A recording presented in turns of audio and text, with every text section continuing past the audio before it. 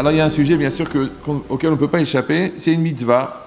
En fait, dans les deux mitzvot principales, parmi les 613, il y a une mitzvah qui s'appelle Ahavat Hashem, l'amour d'Hashem, et une mitzvah qui s'appelle la crainte d'Hashem. Alors, la crainte de Dieu. Maintenant, on va essayer de réfléchir un peu sur cette notion à travers les textes des Chachamim. Alors, c'est marqué dans le Rambam, la mitzvah d'Alet, que c'est une mitzvah de crainte d'Akadosh Baruch Hu, qui dit, c'est marqué Et Hashem Elokecha tira, l'Éternel ton Dieu, tu craindras. Alors là, Gemara dans Brachot, Daf Vav Amud Bet, elle demande sur le pasuk, c'est marqué Kizé Kol Adam, car cela, c'est tout l'homme. Donc déjà, quand on regarde le texte lui-même, Kizé Kol Adam, Kizé, car cela, c'est tout l'homme. Tout l'homme, c'est beaucoup l'homme, c'est compliqué l'homme, ouais. L'homme, c'est la matière, l'homme, c'est le monde réel, l'homme, c'est la conscience, l'intelligence. Non. Kizé Kol Adam. Si tout de suite le pasuk qui te donne une définition, car c'est cela qui définit tout l'homme. Alors sur ça, il y a plusieurs Tanaïm, plusieurs Amoraïm qui ont voulu expliquer cette lecture du pasuk. Ils ont dit comme ça. Amar Rabbi Eliezer, Amar Kadosh Baruch Hu, Kol ha'olam kulo lo nivra ela bishvil ze. Le monde entier n'a été créé que pour cela. Bishvil ze, pour cela. Oui, c'est pour cela, cette chose-là. Quand on dit Kol Adam, comment il a compris Rabbi Eliezer ? C'est quoi le monde entier ? Bien qu'il n'y a pas marqué le monde, c'est marqué Kol Adam, tout l'homme. Mais lui, il a compris qu'en vérité, c'est pas l'homme, c'est le rapport que l'homme il entretient avec la réalité, c'est-à-dire le monde. Je vous ai déjà expliqué que, bon, c'est pas le sujet, mais c'est bien de réfléchir à ça, que en fait, quand la réalité, elle n'existe pas en elle-même. Oui, la réalité, elle n'existe qu'en fonction de la conscience qu'on en a. Pour chaque personne. Si je vous dis maintenant, il y a une mangue qui vient de tomber en Amazonie, à 150 km du premier village, elle est en pleine jungle, personne ne la trouvera jamais, elle est magnifique, elle fait 2,8 kg, elle est mûre, elle est sucrée, elle coule de sucre. Est-ce qu'elle vous manque ? Non. Pourquoi ? Premièrement, parce que vous ne saviez pas il y a une seconde qu'elle existait, et deuxièmement, parce qu'elle est inaccessible. Donc ça veut dire quoi ? C'est-à-dire que ce qui existe, c'est ce qui est pour nous accessible et dont on est conscient. Maintenant, le monde, c'est quoi le monde ? Le monde. Je dis, le monde, c'est le monde, c'est le monde, c'est le monde. Non, le monde, c'est cette facette du monde dont tu es conscient. Après ta mort, le monde, il va continuer à exister. Après, donc, et avant que tu viennes au monde, le monde existait. Et même dans le monde là, ce que tu vois, c'est seulement ce que tu perçois. Qu'est-ce que tu sais de ce qui se passe vraiment, de comment ça fonctionne, Oui, ça s'appelle que le monde entier, il n'est que la perception que tu en as. Alors, si on pouvait, entre guillemets, prendre toutes les perceptions de tous les hommes et en faire une mosaïque, ça donnerait le monde. Ça va ? Maintenant, quand on dit Kol Adam, tout l'homme, Zé Kol Adam, car cela c'est tout l'homme. Alors, qu'est-ce qu'il est venu Rabbi Eliezer ? Il a dit non, c'est quoi ? Kol Olam Kulo, tout le monde entier n'a été créé que pour cela, Ça veut dire quoi ? Ça veut dire que la relation que j'entretiens avec le monde, c'est l'homme. L'homme, c'est l'homme qui fabrique le monde. Maintenant, la nature de cette relation, il dit c'est quoi ? C'est Zé, c'est cela. On va expliquer qu'est-ce que veut dire cela. C'est la crainte d'Hachem. On va voir. Rabbi Abba Bar Kahana, il a dit Shakul Zé Keneged Kola Olam Kulo. Cela, ça vaut le monde entier. Encore une fois, on ne comprend pas. Parce que si c'était marqué dans le verset Kizé Kola Olam, car cela, c'est le monde entier. Alors on dit c'est normal que cela, c'est-à-dire la crainte de Dieu, ça vaut le monde. Si c'était marqué Kizé Kola Adam, car cela c'est le monde. Mais il y a écrit Kizé Kola Adam, donc il aurait dû dire Ve Kola Adam Kulo l'onivra Ve Kola Adam Kulo Shakul Kenegedze, et de l'homme entier, l'homme, tout l'homme, ça correspond à cela. C'est équivalent à cela. Donc ici c'est marqué une chose extraordinaire, c'est que l'homme, il vaut le monde. Le mot, pour ça que c'est marqué que pourquoi Adam Arishon a été créé seul, parce que pour que chacun puisse dire, la Mishnah dans Sanhedrin, Bishvili Nivra Olam, c'est pour moi que le monde a été créé.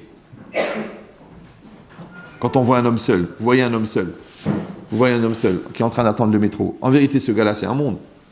Pas seulement parce que de lui et tous ses descendants jusqu'au Mashiach, ça va être des milliers de personnes. Surtout si c'est un juif religieux, donc il va avoir 1 million de descendants dans 10 ans. Mais aussi parce que lui-même, quand vous l'analysez, quand vous essayez de le comprendre, vous voyez que le gars, c'est une galaxie. Chaque homme, c'est un monde. Oui.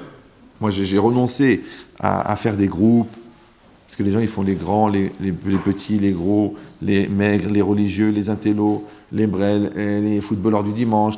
Ils font des groupes, comme ça les rassure. C'est un peu comme la gestion des races d'animaux, d'accord? Mais c'est pas intéressant.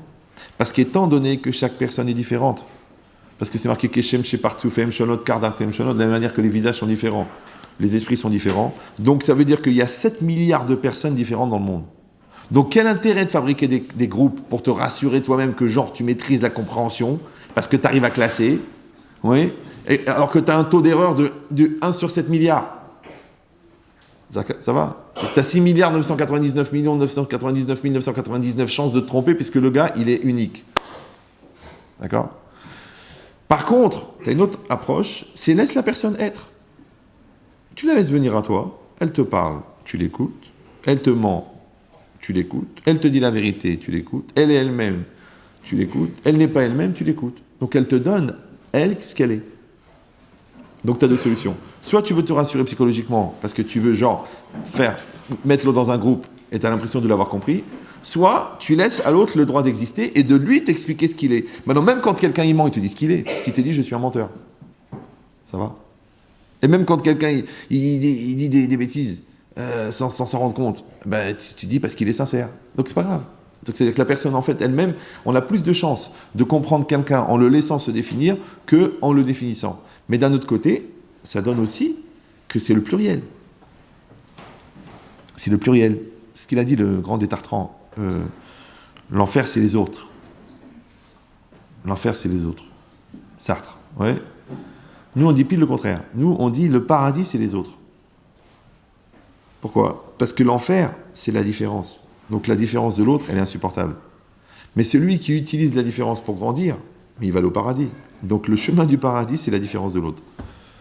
Mais de subir la différence de l'autre c'est l'enfer. Parce que tu veux que les gens ils pensent comme toi, que les gens ils aillent comme toi, que les gens ils t'aiment à toi, que les gens ils se rappellent de ton nom à toi, les gens ils s'occupent de toi, et que tu sois le centre du monde.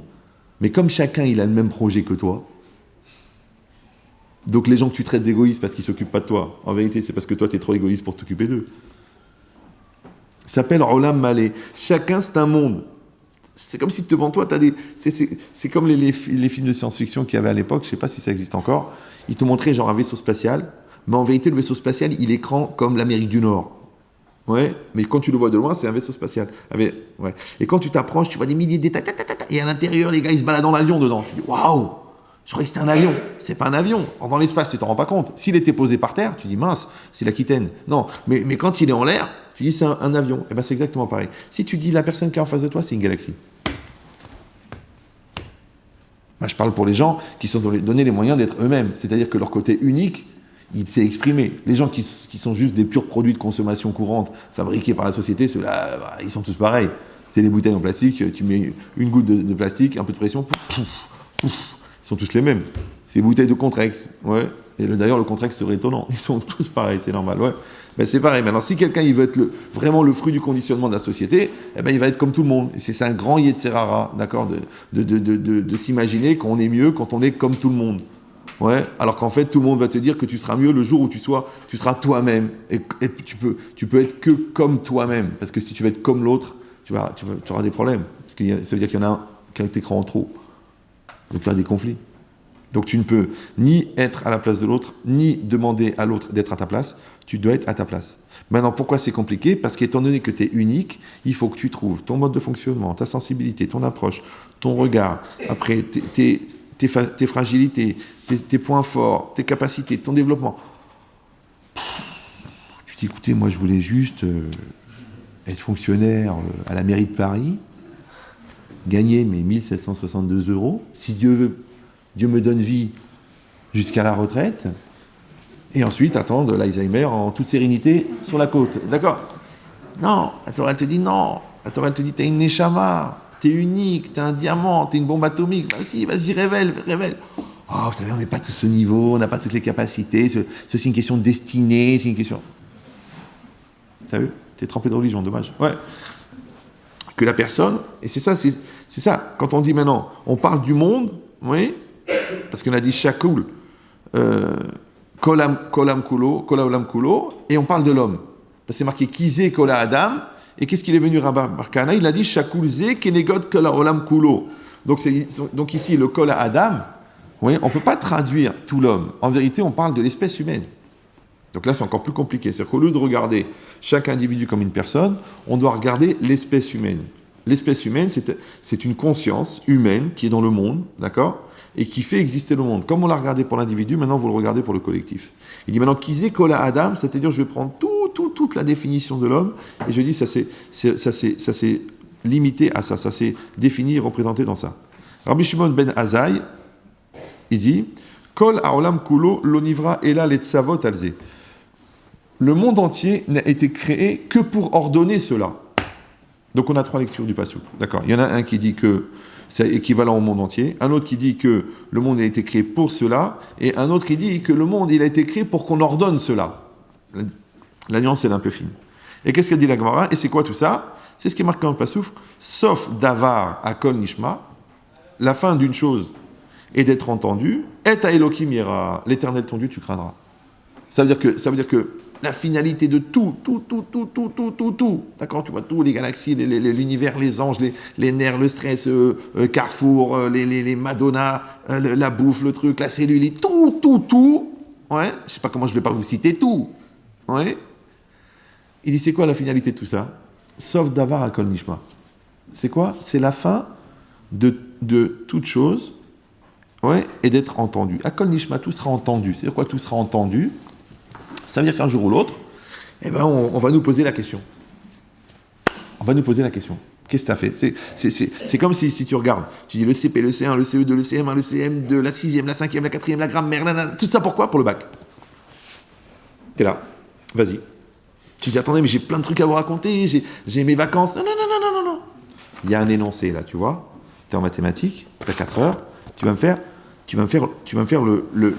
l'empreinte des 15 ans de maths sur la feuille. Non, mais j'ai plein de trucs à vous dire, moi, je suis sensible, j'aime la relativité. Non. Là, il y a un énoncé, tu vois. Pourquoi? Parce que c'est quoi l'examen? L'examen, c'est la capacité à mesurer le degré de maturité intellectuelle atteinte par l'enfant grâce à la connaissance. C'est pas pour vérifier la connaissance. On a déjà des contrôles de connaissance. On a déjà des interros. Donc, ce qu'on veut, c'est pas ta connaissance qu'on veut. Ce qu'on veut, c'est savoir si tu as intégré ta connaissance au point que ça t'a donné un niveau de maturité qui fait que maintenant, tu peux répondre en 4 heures à ton sujet. Ça va? C'est quoi exam? Exam, ex, c'est extérieur. Am, c'est la neshama. Exam, tu vas sortir ta neshama, là. Bon, au niveau du mot, c'est pas ça. C'est pas grave. C'est l'intérêt de ne pas avoir de culture, c'est qu'on peut en inventer une. Ouais. Mais c'est quoi l'idée? Exam, c'est ça. C'est-à-dire que tu vas me sortir. Allez, vas-y. On dit en français. Ouais. Allez, crache-le ton truc. Allez, vas-y. Allez, dis-moi ce que t'as dans le ventre. Vas-y. Allez, voilà, 20 ans que je te paye l'école. Vas-y, qu'est-ce que t'as à me dire?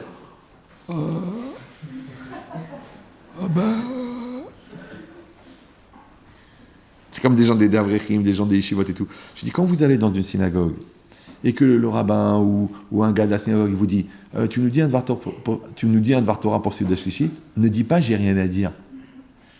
C'est pas possible. Le gars, ça fait 20 ans qu'il me donne la tzedaka pour que tu étudies, et toi tu dis j'ai rien à dire. Alors qu'est-ce qu'il doit faire lui? Tu dois avoir toujours quelque chose à dire. Chaque paracha, chaque Sheva Brachot, chaque enterrement, tu as un truc à dire. Tu dis pas j'ai rien à dire. J'ai rien à dire. Alors pourquoi tu as étudié? Et tu vas me dire, bon, d'accord, ça c'est pour les Yeshivot, et en général, mais c'est pareil. C'est pareil. N'importe où dans ta vie, par exemple, de marié, d'accord, si à un moment ou un autre, ta femme te dit, qu'est-ce que tu ressens pour moi? Il faut que tu sois prêt à répondre. Si tu dis, attends, depuis que je t'ai alpagué, j'ai pas préparé vraiment d'argumentaire de vente. Quand tu me manques, j'aime bien tes valeurs morales, quelque part tu remplis des fonctions que j'aurais dû payer mais que tu fais gratuitement, ça serait intéressant de... Donc quand tu es prêt à répondre, ça veut dire quoi? Ça veut dire que c'est ça ton sujet. T'es marié, ouais. Tes parents, c'est ça ton sujet. Donc tu peux pas dire j'ai rien à dire sur ma vie. T'as rien à dire sur ta vie, alors peut-être que tu vis pas. Peut-être t'es un zombie comme ça. Prenez le métro le matin, c'est la nuit des morts vivants. Non. Qu'est-ce que ça veut dire quoi? Kizé kola Adam.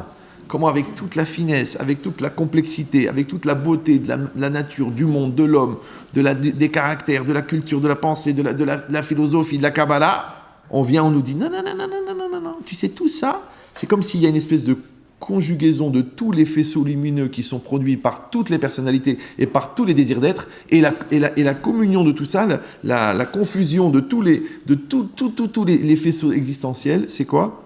Qu'ils écolent à Adam.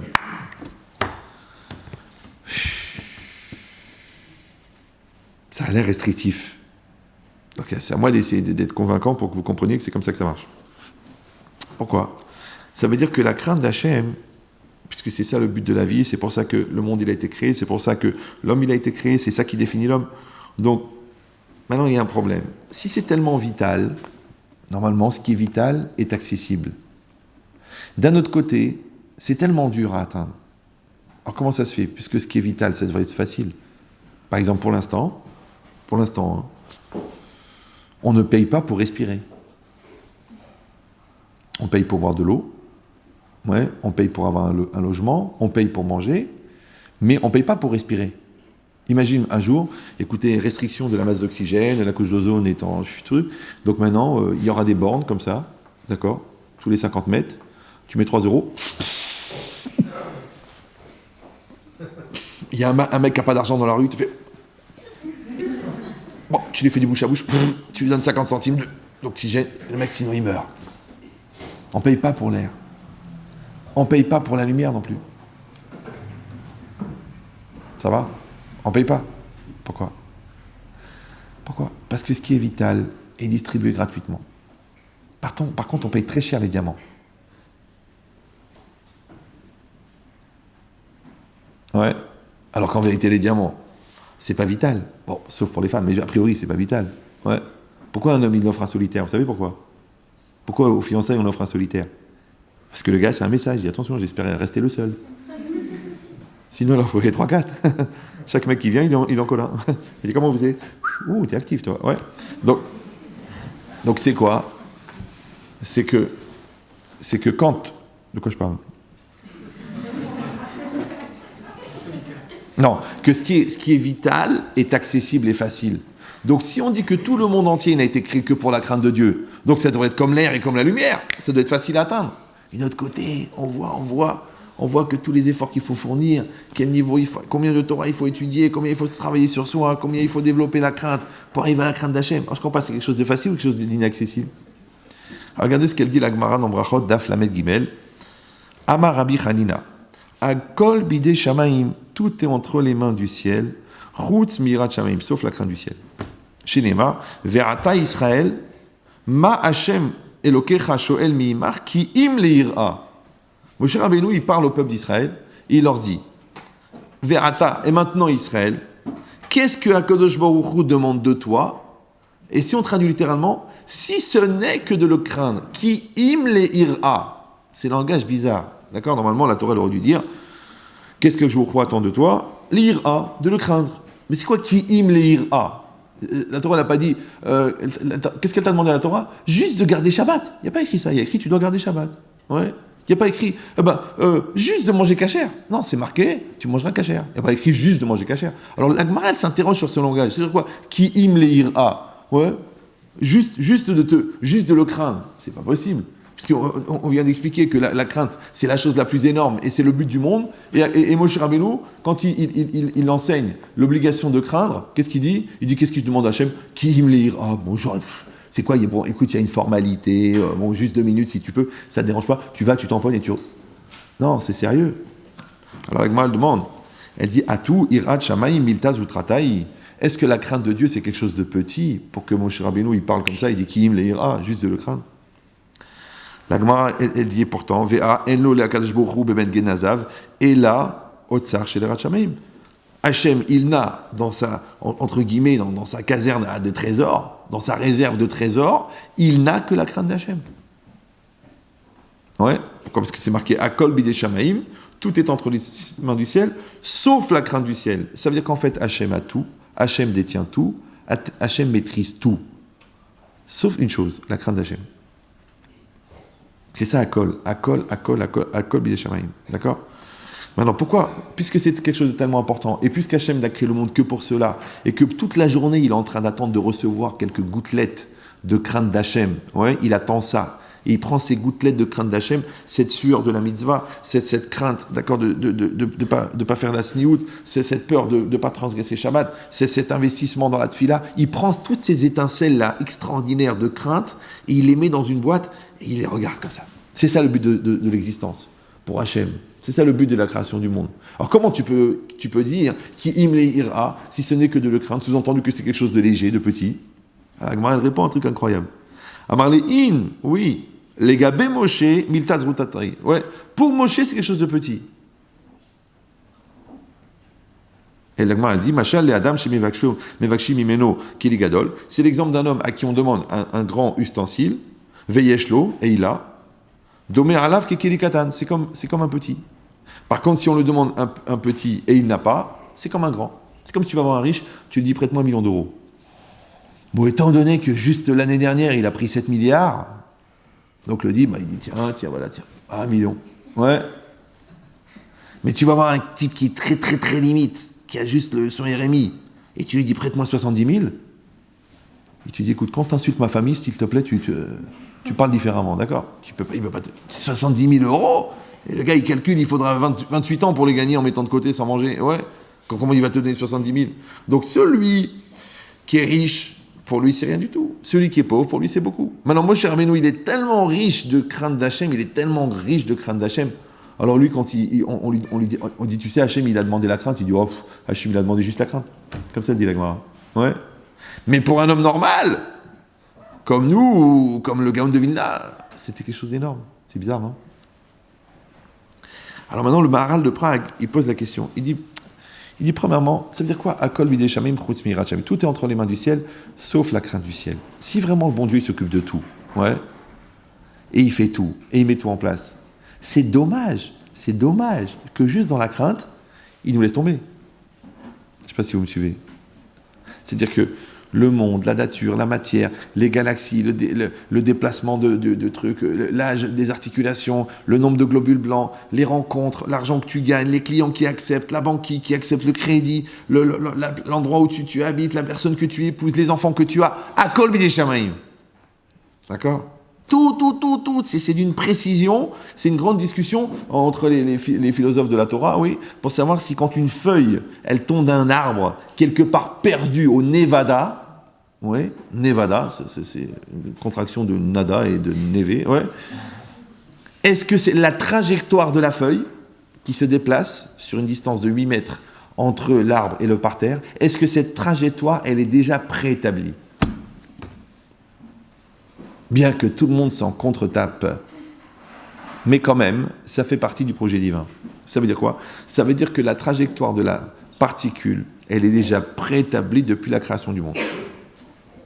Je vous ai expliqué plusieurs fois, quand c'est marqué Hachem, il a créé le monde en disant « Vayehi », que le monde soit, d'accord? Donc quand il a dit que le monde soit, il a fait en même temps, donc je vais essayer de le faire rapidement il a fait en même temps, il a créé toute la masse des molécules qui étaient nécessaires au monde, et ensuite, il a créé toutes les combinaisons de molécules qui étaient nécessaires pour créer les différentes matières, qui vont créer les différentes décors, qui vont créer les différentes rencontres, et qui vont créer les différents événements jusqu'à la fin des temps. Je ne sais pas si vous me suivez. C'est que ce bois-là, vous le voyez ou non?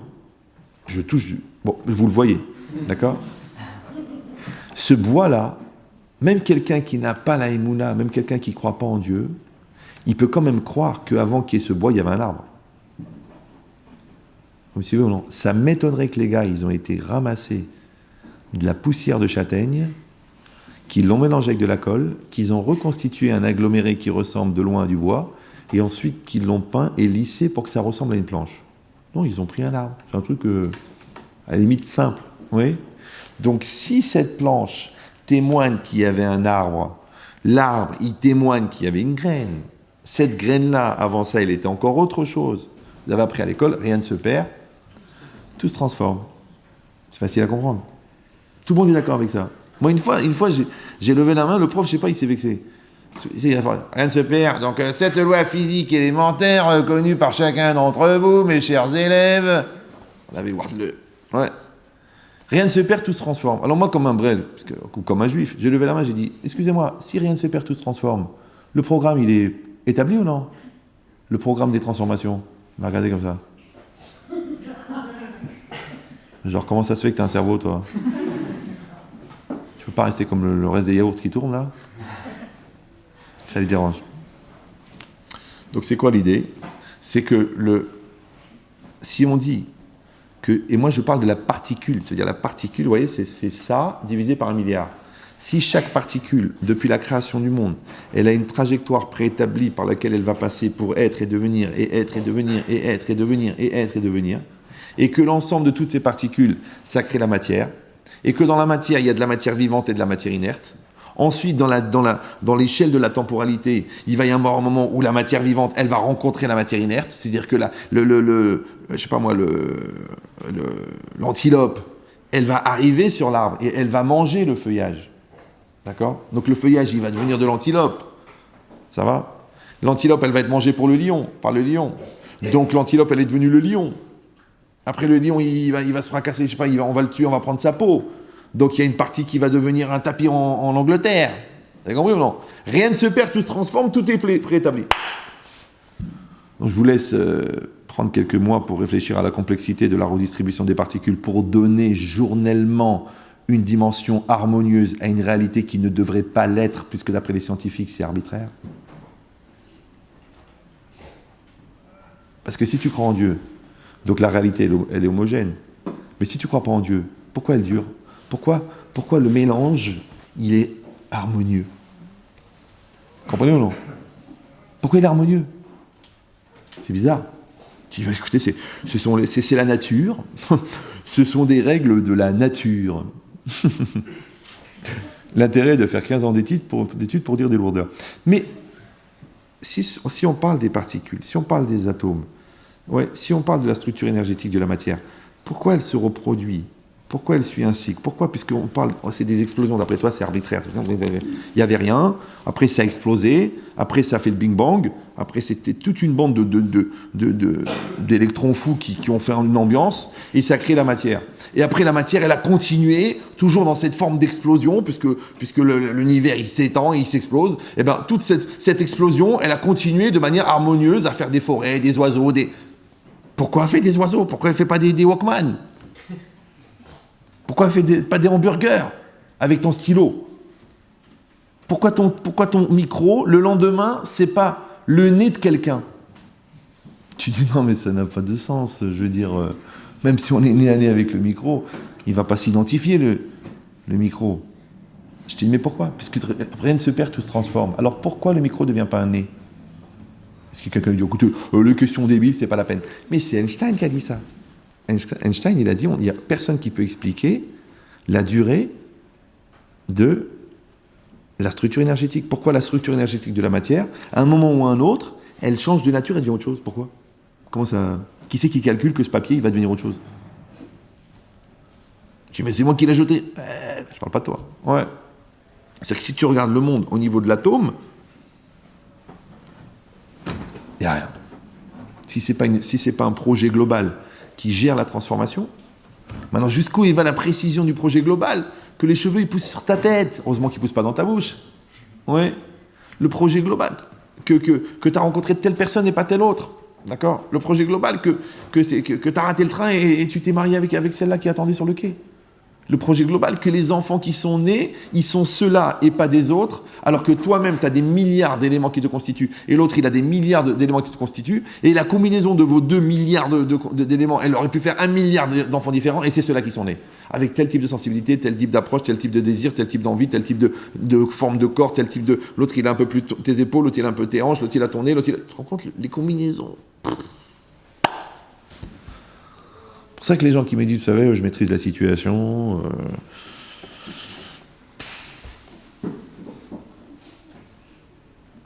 On dit alvaï en hébreu. Alvaï. Mais en français, on dit allez, bye. Laisse tomber. Ouais. C'est ça ici, ce qui est marqué. Quand tu dis à kol bidei shamaim, tout entre les mains du ciel, ouais, il faut que tu prennes la mesure de ce que ça veut dire. Ouais, sauf la crainte d'Hachem, sauf.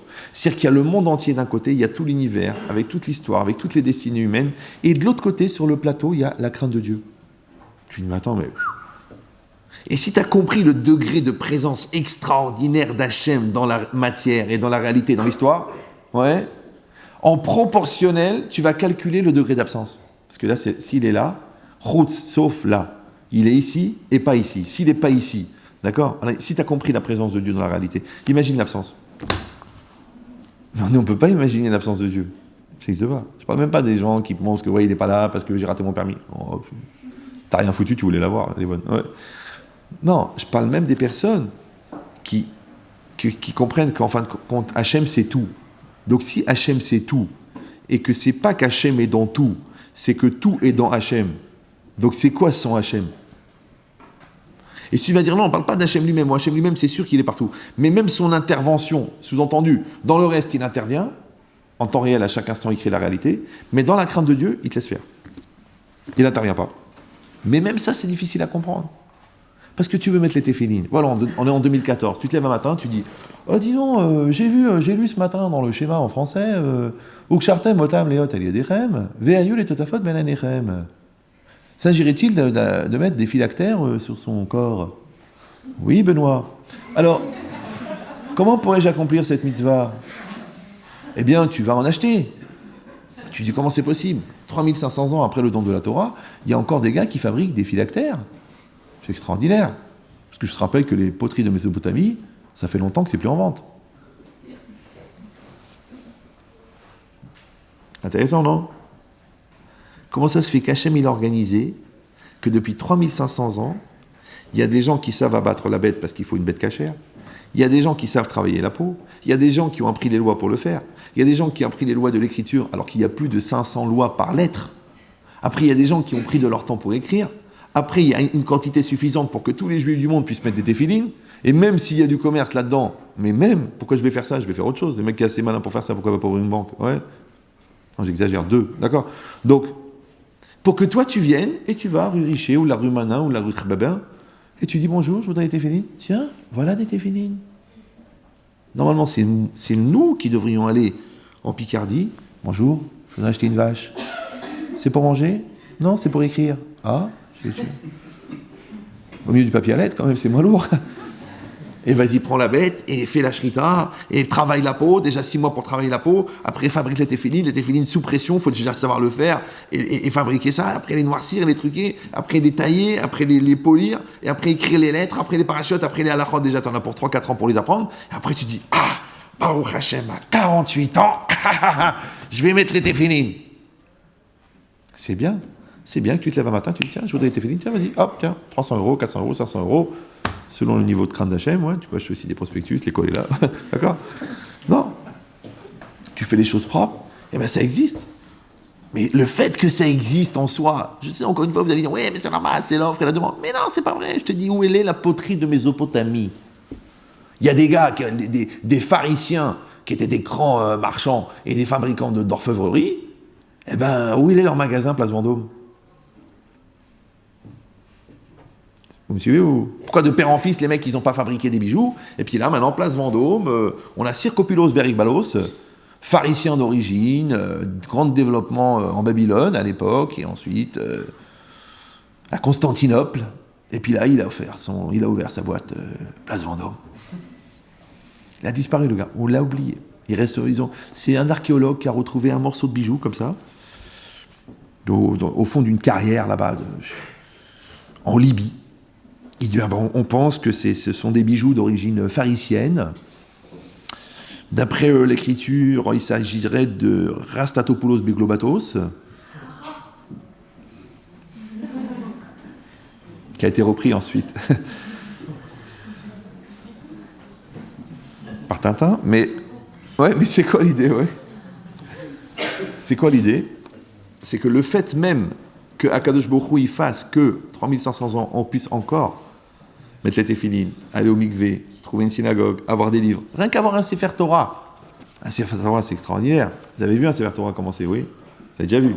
Bon, vous le voyez comme ça, on vous le montre, c'est sympa. Mais c'est 312 000 lettres. tu dois savoir que depuis 3500 ans, il n'a pas changé. Il a fallu les transporter, il a fallu les réécrire, il a fallu, malgré les tribulations, les voyages, les stress, les malaises, les persécutions et les autodafés, il a fallu conserver ça. À un moment, c'est même les moines qui sont devenus les garants. Vous savez que le découpage des parachiotes, pas des parachiotes, mais la numérotation des parachiotes, c'est les moines qui l'ont fait. C'est les curés. Parce en tant que les nouveaux Hébreux, ils ont été détenteurs du patrimoine de la Bible. Alors c'est eux qui ont fait le découpage. C'est pour ça qu'il y en a des rabbins qui ne veulent pas utiliser le découpage. Parce que c'est d'origine chrétienne. Mais ça veut dire que sans le savoir, ils sont devenus... Parce que comme les Juifs ont les massacrés et tout ça, comment on allait faire pour réussir à ça réussisse, il y a une partie qui a été conservée grâce à la chrétienté, qui voulait nous détruire, mais par hasard, les pauvres, ils se sont juste attachés à ce qu'ils voulaient détruire. D'accord, mais c'est quoi l'idée? C'est que ça veut dire que d'une manière ou d'une autre, Hachem s'est débrouillé pour que ça arrive là. Donc quand tu prends un Sefer Torah, et que tu as un texte qui a 3500 ans, tu dois réfléchir à la bonté que Dieu t'a fait de pouvoir l'utiliser aujourd'hui. Mais le Talmud, c'est encore pire. Ça c'est 2400 ans. 2400 pages, 1800 ans, 2000 ans. Tu te rends compte? Va me chercher un bouquin, toi, de 2400 pages qui est conservé entier. 2000 ans. C'est de la folie. Et en plus complexe. C'est pas genre un truc simple. Alors, mythes et légendes de la Grèce antique. Babelous est parti sur son bateau. Non, là, c'est compliqué. Il y a des psukim, il y a des gmarot, il y a des kalvachomer, il y a des cheshbonot, il y a des... Waouh, tu dis, oh, un truc tellement compliqué, ça s'est conservé tellement longtemps. Si c'est pas le bon Dieu qui s'est débrouillé pour qu'on puisse, aujourd'hui, en 2014, ouvrir un livre et étudier la Torah, mais ça va jamais rester. D'ailleurs, la preuve, c'est que, par exemple, le Talmud de Babylone, qui a été beaucoup, beaucoup étudié, il a été beaucoup maintenu et corrigé, tout ça, au fur et à mesure, pour pouvoir le maintenir dans sa pureté. Le Talmud de Yerushalayim, c'est beaucoup plus dur à étudier parce que, Hachem, il l'a fait passer dans un circuit où il y a eu moins de gens qui ont mis leur tête dessus. Ben, c'est du émet, c'est vrai, mais c'est plus compliqué. Parce qu'à l'époque, ils avaient un autre cerveau. En 3 phrases, ils comprenaient 10 000 pages. Maintenant, il faut 10 000 pages pour comprendre 3 phrases. Donc, c'est pas du tout la même approche. Mais ce qui est intéressant, encore une fois, c'est de pouvoir s'émerveiller de voir combien Hachem, il intervient. Maintenant, si vous comprenez ça, encore une fois, vous comprenez la puissance et l'intensité et la finesse de l'intervention d'Hachem dans l'histoire d'Israël, dans l'histoire du peuple d'Israël, dans l'histoire du monde, dans le maintien de la matérialité, dans le maintien de l'univers, dans le maintien minutieux de chaque élément, de chaque particule, de chaque fourmi, et de maintien de la Torah. Et tout ça, vous sentez bien combien Hachem il est présent. Ouais, ça s'appelle la Kol Bidei Shamaim. Et après on vous dit Chutz, sauf. Maintenant, on va te citer un domaine où Dieu est absent. Si tu as compris la présence, ouais, tu vas imaginer l'absence. Comme quelqu'un qui est très gentil, qui est très présent, qui t'aime, qui t'adore, qui est proche de toi, qui te soutient, qui te donne de l'argent, qui te fait des cadeaux, qui est tout le temps avec toi, qui pense à toi. Le jour où il meurt, il te manque. Mais quelqu'un que tu n'as jamais vu, tu es au courant le cousin de Limoges, Maurice, le petit-fils de Tata Bouklika. Oui. Ben, il est mort. Oh, il y a quoi à la télé? Oh, il était vieux? Bah, en fait, on ne sait plus très bien quel âge il avait. On n'a pas de photo de lui. On pense qu'il est de la famille. Combien de temps il va te manquer, celui-là? Tu sais pourquoi? Parce qu'il a brillé par son absence. Donc, si tu as vu combien Hachem, il brille par sa présence. Donc, qu'est-ce que ça veut dire? Que Hachem, il n'est pas là. Chutz mirat Shamaim. Dans la crainte de Dieu, Hachem n'est pas là. Donc ça, c'est la première question du Maharal. La deuxième, il dit, même si la crainte de Dieu, elle est petite aux yeux de Moshe Rabbeinu, mais en elle-même, elle n'est pas petite. Alors, à quoi ça nous intéresse que Moshe, il pense qu'elle est petite? Vous avez compris ou non? Parce que quand Moshe Rabbeinu, il a dit, Moshe, il enseigne la Torah à tout Israël, ouais, et il leur dit, qu'est-ce que je vous demande? Seulement de le craindre. Qui im de le craindre? Ouais, qui im l'ira. Donc, Moshe, il parle à tout Israël. Maintenant, son avis personnel, c'est que la crainte de Dieu, c'est pas grand-chose. C'est pas difficile à atteindre. Mais c'est son problème à lui. Ouais. Mais Moshe, il est en train d'enseigner la Torah qui va rester jusqu'à la fin des générations. Alors, entre guillemets, en quoi il nous intéresse la vision personnelle de Moshe Rabbeinu? C'est ce qu'il dit. Même si elle est ktana à tes yeux, même si elle est petite à tes yeux, mais pour nous, elle est énorme. Ouais. Et ensuite... D'accord, bon, c'est déjà pas mal. Il faut avancer un peu, parce que là, la nuit va tomber. Alors pour essayer de comprendre un petit peu, le Messilat Yesharim, un livre que vous avez sûrement lu ou que vous auriez dû lire, il dit qu'il y a en gros dans le classement 3 types de crainte d'Hachem. 3. On va commencer par la plus simple. Il y a ce qu'on appelle Irat HaOnesh, la crainte des coups, la crainte de la punition. Ouais. Bon, je vais vous dire entre un homme et son père, comme ça après vous allez comprendre avec Hachem. L'enfant, il a 3 solutions. Soit il a peur que son père le frappe. Les gens qui sont éduqués avec des méthodes pédagogiques, d'accord. Soit l'enfant, il a plus peur qu'on le frappe, parce qu'il a grandi, il a compris que son père ne le frappera pas. Mais il a peur de faire une erreur, parce que son père lui a enseigné une exigence personnelle qui fait que l'enfant est dérangé par l'erreur. Ça s'appelle iratret, la peur de fauter. Soit un 3e niveau, c'est qu'il a un tellement bon rapport avec son père, il est tellement bien avec son père, il est tellement cool avec son père, il est tellement en confiance avec son père, il a tellement besoin de faire plaisir à son père, qu'il a peur de polluer cette relation avec une faute. Vous me suivez ou non ? C'est comme si ton père, il a entièrement confiance et tu mens. Quand tu as menti, c'est pas que ponctuellement, dans la masse globale de toutes tes valeurs, tu as fait une erreur. C'est que maintenant, tu as pris une définition que tu es un menteur et ton père, il a un problème, c'est qu'il ne te connaît pas. Vous avez compris ou non ? C'est que le problème, encore une fois, le haut niveau, le vrai problème de l'erreur, ouais, c'est pas la ponctualité du problème, c'est la globalité de ce que ça entraîne. C'est comme une banque. Ouais, c'est un endroit sûr où tu peux confier ton argent jusqu'au hold-up. Tant qu'il n'y a pas eu d'hold-up, tu peux garantir la valeur, tu peux montrer le coffre-fort, tu peux montrer le signal d'alarme, tu peux montrer le vigile, tu peux montrer le commissariat qui est juste à côté, tu peux tout montrer. Mais le jour où il y a eu le hold-up, qu'est-ce que tu vas dire au client ? Ne vous en faites pas. Comment je m'en fais pas ? Mais on m'a tout pris. D'accord, oui. Ça veut dire que des fois, un truc énorme, il peut s'écrouler pour rien. Comme un pare-brise. Un pare-brise, c'est le génie, le pare-brise. C'est du verre, c'est arrondi. Essayez de faire un truc en verre arrondi, déjà, un truc en carton arrondi, c'est pas évident. Un truc en verre, plusieurs couches, avec anti-reflet, c'est d'une technologie extraordinaire. C'est beau, c'est fort, c'est puissant, c'est épais, dans une BM, bien sûr, ouais, pas dans une Fiat, d'accord. Et pourtant, si on tape au centre de gravité, il fait comme ça, il fait... C'est une marque de pare-brise très connue, Chiffre Halo, d'accord. Tu dis, mais où il est ? Ben écoute, il y en a dans toute la voiture, là, tout l'habitacle, il est rempli de verre, c'est pas possible. Le truc était devant moi, je le vois, c'était une bombe atomique. Comment il a disparu ? Tu sais pourquoi ? Parce qu'on a frappé au centre de gravité. J'adore ce mot. C'est le centre de gravité. Je ne sais pas pourquoi on appelle ça, hein, c'est le centre de gravité. Ça veut dire qu'à cet endroit-là, quand tu frappes, c'est grave. Alors, je n'ai pas des conseils à vous donner, mais quand vous êtes mariés, essayez de savoir où est-ce qu'il est exactement le centre de gravité de la personne que vous avez épousée.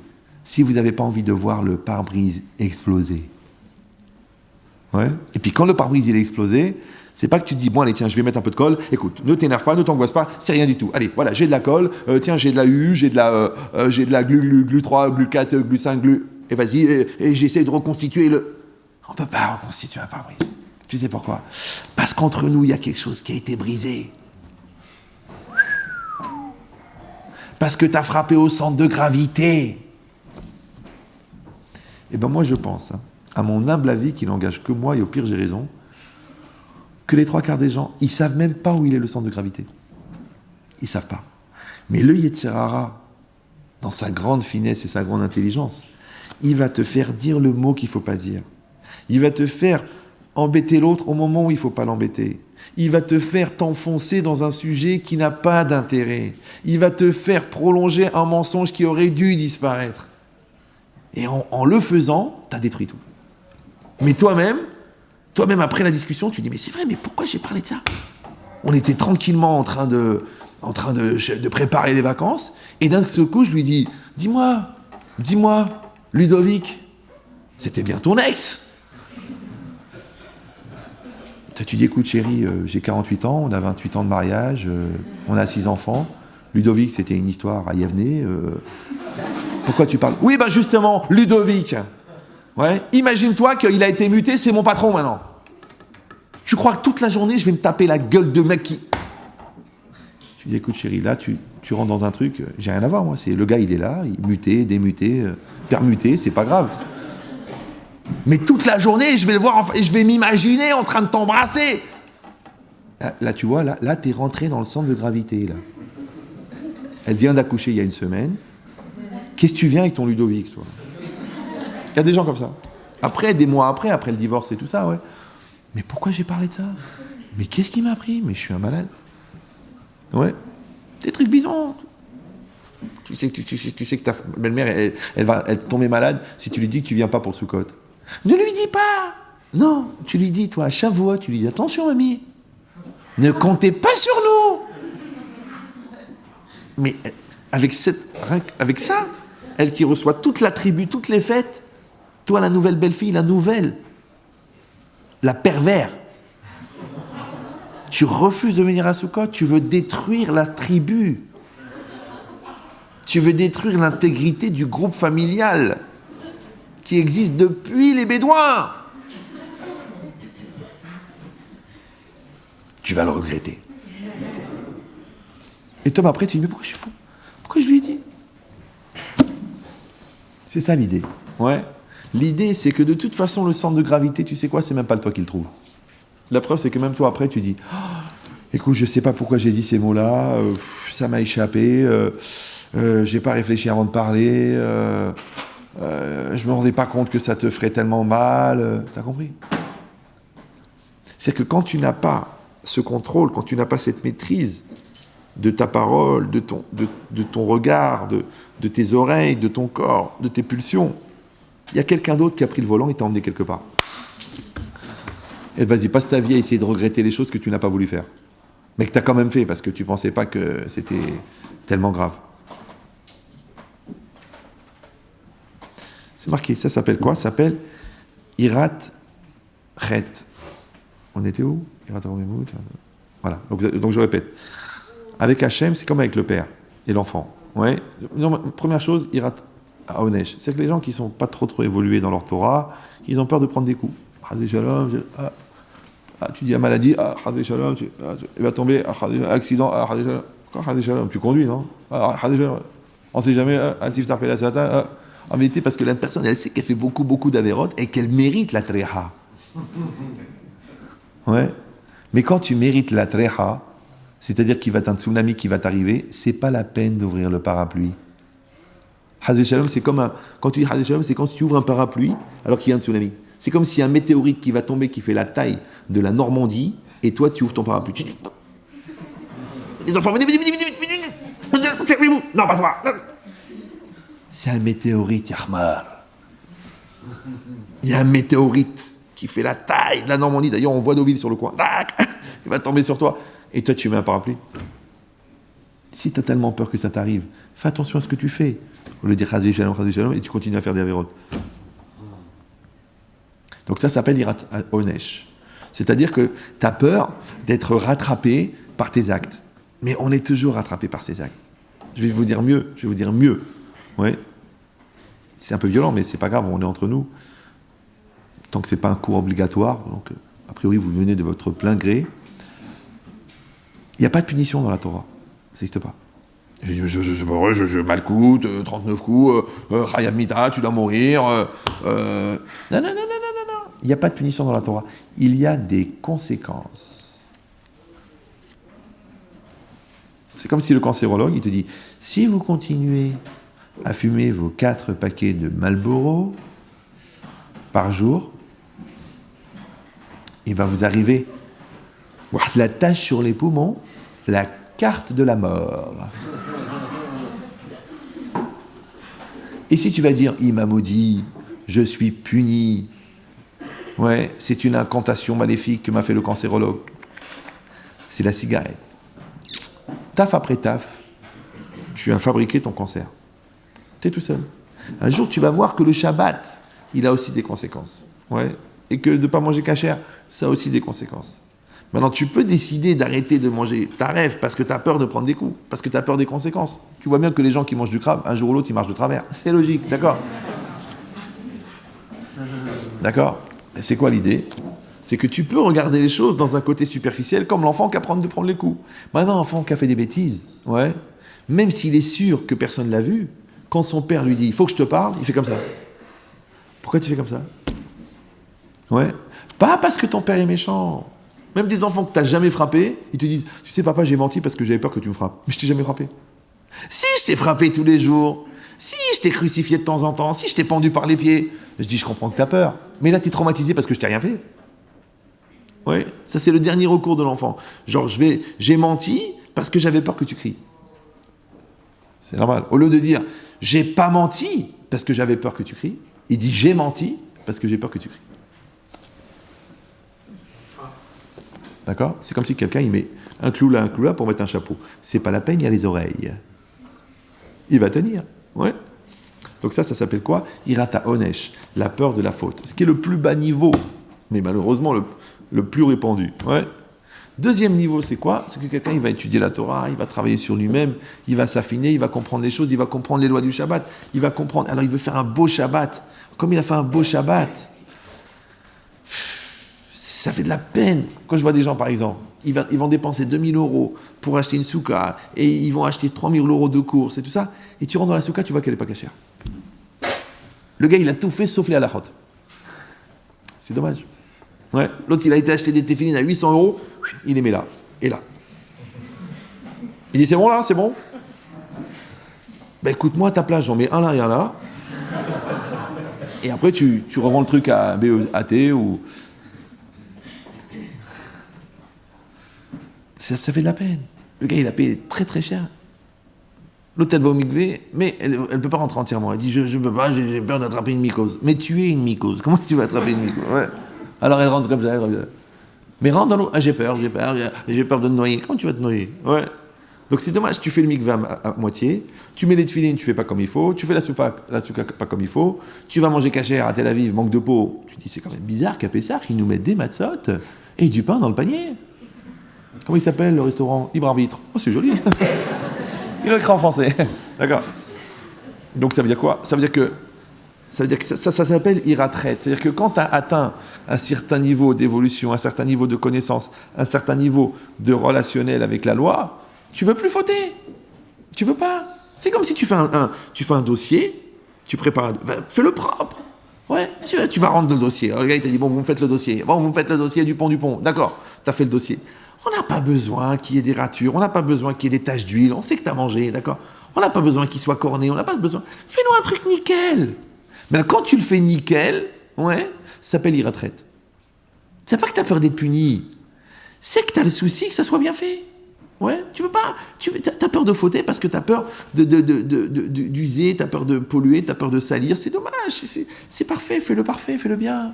Ça s'appelle irretraite, la peur de la faute. Le troisième niveau, c'est quoi? C'est irataromemut. Ça, c'est le plus haut niveau. Ouais, c'est-à-dire, romemut, c'est quoi romemut? Romemut, c'est l'élévation. C'est ce qui est le plus élevé. Irataromemut, c'est-à-dire la crainte de ce qui est le plus élevé. Ça veut dire quoi? C'est ce que j'ai expliqué tout à l'heure, comme avec le père. C'est que tu as fait tellement les mitzvot, tellement tu as étudié, tellement tu as prié avec cœur, et tellement tu étudies la Torah, et tellement tu es bien avec Hachem, et tu fais de la chassidoute, et tu parles à Dieu, et tu es tellement bien avec lui. Ouais. Quand il vient, le Yetzirah, te proposer une belle Avera, ou même une moche Avera, ouais, tu lui dis, mais je peux pas. C'est comme si je suis en costard-cravate, tout en blanc, pour aller à mon mariage, et que l'autre, il me dit, viens, on va faire du motocross. Je peux pas. Viens, il y a un terrain là-bas rempli de fumier, on va s'éclater, on va faire du 4x4 et du 4x4 et du blat-4. Je dis, je peux pas, je vais à mon mariage. Je suis en costard tout blanc, je suis nickel. Ouais, c'est pareil.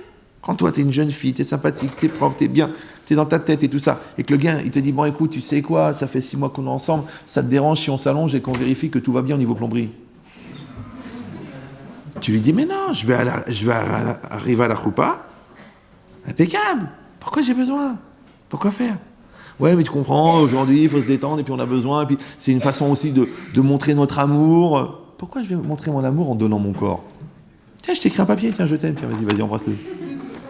Non, mais c'est pas pareil, parce que, tu comprends, on est complémentaires dans les sentiments, on est complémentaires dans nos projets, alors on est complémentaires aussi dans nos fluides. Non. Non. Ouais, mais c'est quand même important, tu vois. Moi, par exemple, moi, je t'aime. Alors tu lui dis, t'aimes ta mère? Il dit, ouais, j'aime ma mère. Tu couches avec ta mère? Non, non. Ben, pour l'instant, je suis comme ta mère. Tu m'oublies. Après qu'on a fait la choupa, qu'on a fait la soirée, si Dieu veut, on va faire ce que tu veux. Mais en attendant, wallo. Rien que dalle. Toujours, je raconte ça. Le gars, il est dans la voiture, il est 4h30 du matin. Allez, laisse-toi faire. Allez, bêcheuse. Allez, viens, kiffe le présent. Allez. Et vous voyez qu'il n'en peut plus, le gars. Il est comme ça. Il est au fond de la voiture, comme ça. Je t'en prie. Un bisou. Ouvre un petit peu. Laisse-moi vérifier la qualité du tissu, ou mieux, si affinité. Il dit, je vais mourir, j'en peux plus. Je t'aime à mourir, je t'aime à... Alors vous lui dites de ma part, vous le regardez bien comme ça dans les yeux, et vous lui dites, crève. Tous les ans, je refais cette recommandation à toutes les filles qui sont comme mes filles. Attention, celui qui touche une de mes filles. Ouais, c'est mes garçons aussi. Eh bien, je vous dis, là, ça fait au moins 20 ans que je donne cette recommandation, et jamais une fille, elle est venue me voir à la fin du cours pour me dire, eh ben oui, j'ai fait ce que je vous ai dit, et il est mort. Voilà. Vous avez un mort sur la conscience. Ils ne meurent pas, les gens. Non. Je sais qu'au début, j'avais peur, parce que je me suis dit, il y a 20 ans, je me suis dit, attends, je donne ces conseils-là, mais si le gars, il meurt, je vais arriver là-haut, le bon Dieu va dire, oui, à cause de toi, il est mort. Alors que pour une petite caresse, je t'en prie, rien du tout, rien, allongé à l'arrière du break, hein, un truc sympa comme ça, détendu comme ça, dans l'odeur d'essence et la moquette qui te gratte dans le dos. Un plaisir, tu vois. Ouais. Tu peux pas lui faire plaisir, je t'en prie, c'est quoi? Hesed, no. Crève. Tu vas le voir se décomposer. Décomposer, ça s'écrit en plusieurs mots, tu vois, c'est des fois des groupes de gens inintéressants qui se sont posés. C'est des... Pourquoi elle rigole? Ouais. Et tu vas rentrer chez toi et tu vas dire Baruch Hashem que j'ai pas craqué, Baruch Hashem que je me suis pas laissé aller. Ah, maintenant, si c'est déjà arrivé, je regarde personne des fois que j'aurai un regard complice qui se... faut faire une bonne teshuva. Un jour où il pardonne tout le monde. Ouais. Et si on est vraiment fait une bonne teshuva, on peut rentrer à la choupa tranquille. Alors qu'est-ce qui est marqué? J'ai regardé personne, j'ai fait un effort. C'est pas évident parce que je vois dans les yeux comme ça. Donc comment ça s'appelle? Ça s'appelle iratret, irataromemut. Ça veut dire que je suis tellement bien dans ma relation avec Hachem, je suis tellement proche, je suis tellement merveilleux ce qu'on a créé ensemble. Pourquoi je vais avoir l'angoisse? Pourquoi je vais faire une avéra qu'après je vais la regretter? Pourquoi à chaque Yom Kippour je vais la répéter? Pourquoi à chaque fois que mon fils il va tomber en vélo, je vais dire je vais savoir cuisser? Pourquoi quand je vais voir que les clients ils rentrent pas au magasin, je vais dire je suis puni? Pourquoi quand je vais voir que la femme elle tombe pas enceinte, je vais dire c'est de ma faute? Pourquoi tout ça? Pourquoi tout ça pour 5 minutes devant un film dégueulasse? Ça valait le coup, ça valait la peine. C'est-à-dire que si quelqu'un a dans la balance mis l'extraordinaire relation qu'il entretient avec Hachem, parce qu'elle est extraordinaire, parce qu'il l'a rendue extraordinaire, qu'est-ce qu'il va mettre de l'autre côté de la balance? C'est pour ça que quand je vois des gens qui gaspillent leur neshama, qui gaspillent leur vie, qui gaspillent leur existence, leur destinée, leur mazal, pour des lourdeurs, c'est pas la Avera qui me dérange. Ouais. C'est le peu de valeur qu'ils se sont donnés à eux-mêmes. Parce que si toi, tu es en costard-cravate, si toi, tu es un prince, tu es une princesse, et que l'autre, il te propose de t'allonger dans le fumier, et toi, tu dis, pourquoi pas? Je suis pas très bien en ce moment, peut-être que ça va me réchauffer. C'est connu que le fumier, ça chauffe de manière naturelle. Mais tu dis, je peux pas, je suis une princesse, je suis un diamant, je suis en titane. Tu me proposes de fabriquer une pompe à vélo. Je suis en titane, t'as pas compris? Je suis en titane. C'est comme ça la vie. Donc quand tu as travaillé en vérité sur ta valorisation personnelle et sur la valorisation de la relation que tu entretiens avec Hachem, ça s'appelle Gadlut Adam, ça s'appelle la grandeur de l'homme. Mais ça déjà, ça te préserve. Maintenant, après, l'ambiguïté, c'est que plus on va parler de la grandeur de Yirat HaRomemut, c'est-à-dire de la puissance et de la finesse qu'on peut atteindre dans ce lien de proximité avec Hachem, où on est tellement proche, comme ça les chassidim, ils appellent Hachem Saba. Saba. Ouais. Saba, ça veut dire grand-père. Vous savez que la relation avec le père n'est pas la même qu'avec le grand-père, parce qu'avec le père, il y a une certaine rivalité, et avec le père, il y a aussi un stress de déception. Donc c'est pas évident le rapport avec le père. Alors que le grand-père, t'as rien à lui prouver. Ouais, lui, il n'a rien à te prouver. Lui, il n'a rien à exiger de toi. Donc le grand-père, il a un rapport très cool avec le fils. D'accord ? Le grand-père, il va dire au petit-fils, David, je t'en prie, lève-toi. Alors que le père, il va lui dire, si tu te lèves pas, je te maudis. Parce que le père, il a l'angoisse que le fils ne se lève pas. Alors que le grand-père, il dit, il a vécu, il a passé la vie, il a dit, tu sais, il se lève pas, il se lève pas. Si tu veux, ça sera un bon juif. Parce qu'il n'a pas peur, parce que c'est pas son fils. Maintenant, Hachem, tu peux l'appeler Malkeinu, notre roi, Avinu, notre père. Vous avez compris que le père et le roi, c'est pas pareil. Parce que si Dieu c'est le père, toi t'es le fils. D'accord ? Et si Dieu c'est le roi, toi t'es le serviteur. Mais eux, comme ils appellent Dieu, Saba. Grand-père. Vous avez compris ou non ? Ça veut dire que je suis sorti de la peur et de la guéguerre et de la rivalité et des nerfs. Et je le fais pas, et je le fais, et je le fais pas, et je le fais pas. Comme les gens, vous savez, moi, je veux pas qu'on m'oblige, je veux pas qu'on m'oblige. Mais personne t'oblige, t'es juif, t'as pas compris, t'es juif, personne t'oblige. Ah, mais moi, je veux pas qu'on m'oblige, moi, je veux pas qu'on m'impose. Ça, c'est interdit, ça, c'est interdit. Ça. Mais personne t'impose, Yahma. C'est une valeur, c'est un honneur de faire la mitzvah. C'est pas qu'on t'impose de faire la lacha. Tu veux être un goy, il y en a 6 milliards, vas-y, rajoutez un de plus, qu'est-ce que ça change ? T'es né juif, tant pis pour toi, t'aurais pu naître au Congo, dans une case. Bangui, Wally, on va. Manque de chance, t'es né en Tunisie, que je te dise, moi. Ton grand-père, c'était le grand rave de la Goulette. Ta grand-mère, on l'appelait la tzadékette de Sfax. Manque de peau, tu te lèves le matin, tu penses à des psukim. Ton fils, il rêve que de devenir le Harizal. T'as pas de peau, voilà, tant pis pour toi. Et toi, tu dis, je veux pas qu'on m'oblige. Mais personne t'oblige. T'as déjà vu un rabbin qui rentre dans la synagogue ? T'as mis les tefs, toi ? Fais voir les marques. Y a pas les marques ? Bam ! Oh. Salafiste. Y a pas. Tu mets pas les tefilines ? Ne mets pas les tefilines. Tu devrais les mettre. Ouais, tu sais, j'ai peur de m'étrangler. Faut pas les mettre ici.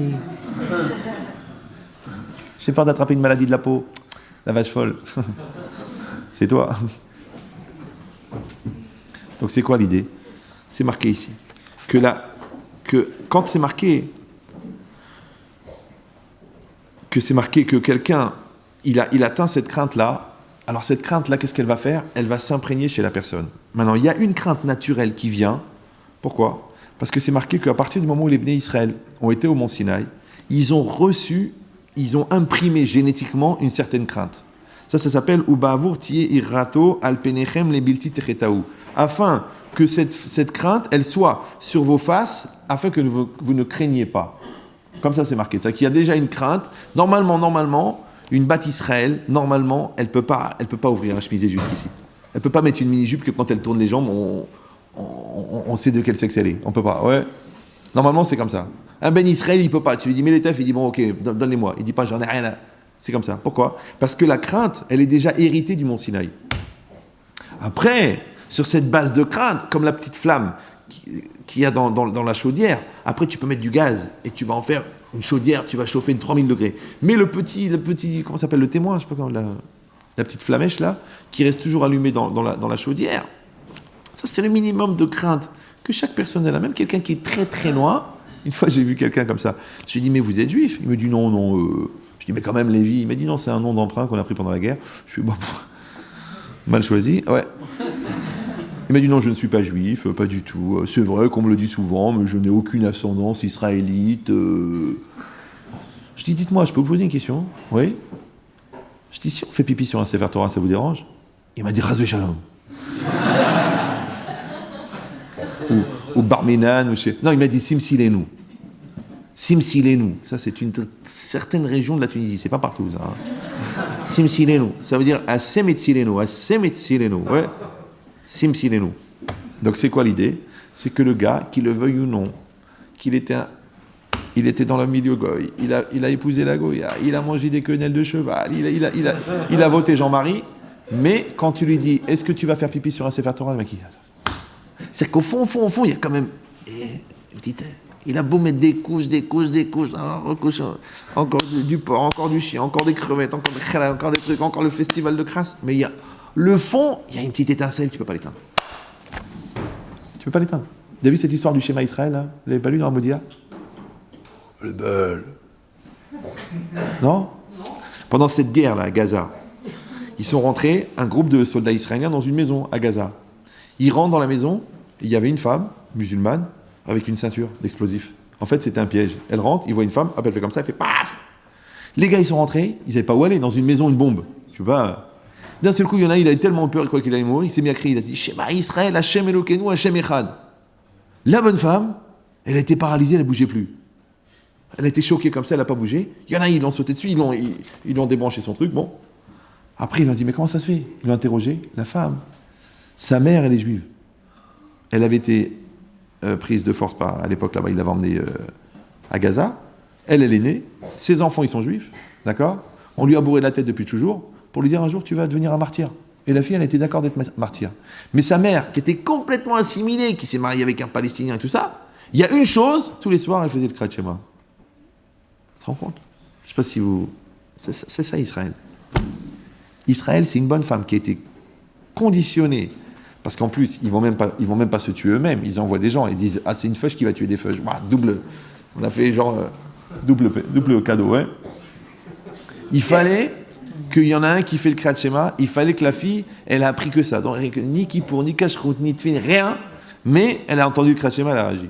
Parce que sa mère, elle lui a fait passer le Kriyat Shema, parce que la fille, malgré qu'elle est restée avec un Palestinien, elle a fait 8 ou 9 gosses, et là, qu'elle est restée là, à prendre des coups, elle a quand même enseigné le schéma à ses enfants. Ça veut dire qu'il reste toujours quelque chose. Ça, c'est ce qu'on a reçu au Har Sinaï. D'accord? Maintenant, sur ce qu'on a reçu, on peut rajouter, on peut apprendre, et développer une crainte. Pourquoi? Pour que ça s'appelle Bavour Ti'ir Ato, afin que sa crainte, elle soit sur vos faces. C'est que normalement, un juif, il doit représenter la crainte d'Hachem. Je ne sais pas si vous me suivez. Même auprès des non-juifs. C'est-à-dire que tu le veuilles ou non, tu dois représenter la crainte de Dieu. Tu dois représenter l'existence de Dieu. Tu dois représenter l'honnêteté. Tu dois représenter la droiture. Tu dois représenter l'intégrité. Le non-juif, il te voit, il dit, écoutez, bon, pas le contraire, Chas v'Shalom, qui va dire, de toute façon, la mafia judéo-marocaine et tunisienne, et les embrouilles, et la réputation, maintenant, qu'ils travaillent et qui trichent et qui mentent et qui volent au téléphone. Au lieu de faire un kiddush Hashem avec leur statut de juif, ils font un Hilul Hashem. Pour gagner de l'argent qui leur sert à rien, parce que de toute façon, ils vont ou se le faire taper par la mafia russe, ou ils vont être obligés de rentrer à Fleury pour faire la peine qu'on a prévue pour eux, même sans les fleurs. D'accord? Donc c'est quoi l'idée? C'est que quelqu'un, il n'a pas compris l'extraordinaire occasion qu'on lui a donnée en naissant juif. C'est une très très lourde responsabilité, très très lourde, mais en même temps, c'est un mérite extraordinaire. Maintenant, ce poids-là, il faut le porter. Ouais. Eh bien, ça se voit. Moi, ça me faisait toujours rigoler, parce que je suis très observateur. Quand j'étais au collège et tout ça, tous les midis, par exemple, tous les matins, donc je traversais une grande avenue avec 4 voies pour aller à l'Yeshiva. Et quand je traversais la rue, les gens, ils mettaient leur ceinture. Alors au début, j'ai dit, bon, c'est rien que marrant. Mais après, j'ai regardé, j'ai fait attention. Les gens, ils traversent, ils mettent pas la ceinture, et moi, je traverse, ils mettent la ceinture. Les automobilistes, ils me voient, ils font comme ça. Quoi, franchement, j'ai quand même plus une tête de cow-boy qu'une tête de policier, non? Allez. D'accord?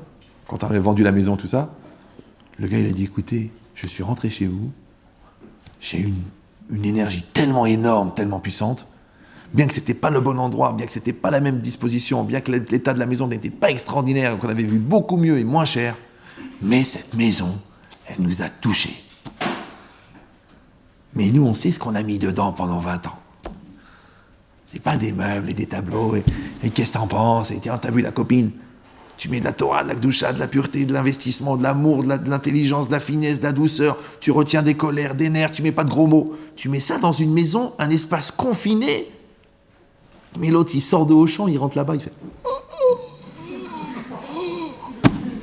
Il peut pas, il devient cinglé. C'est trop. Nous, ce qu'on trouve normal, l'autre, il devient fou. Il fait... C'est fort. Mais tu peux aussi la jouer par V. Il y a des gens, ils ont une maison, comme ça, tu rentres. Moi, je suis très cartésien et très ressenti.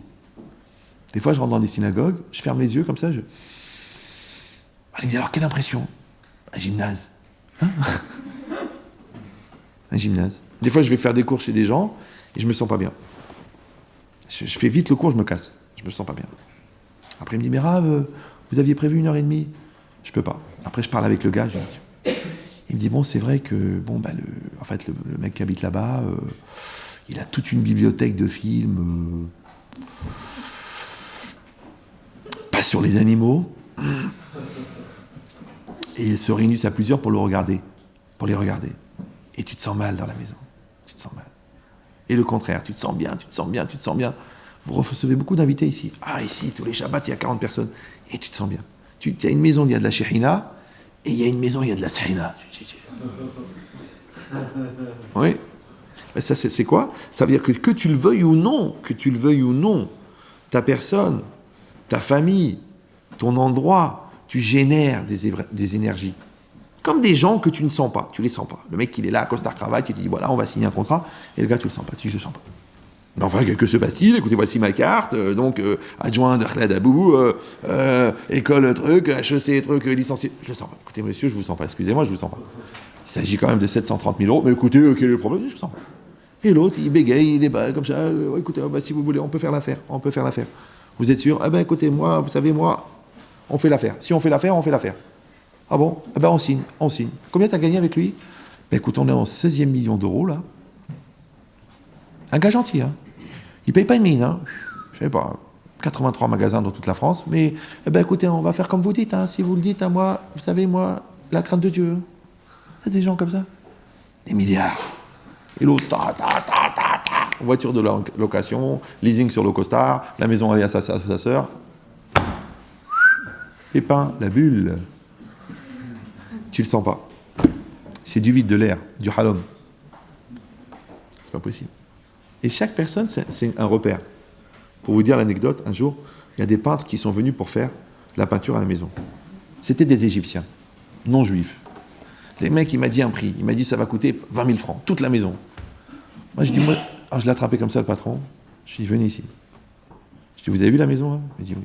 Vous avez vu ma tête? Vous avez vu les petits parchemins qui sont accrochés à chaque porte? Il m'a dit, ouais. Je dis, ici, dans cette maison, il y a une seule loi. Il n'y a pas de contrat.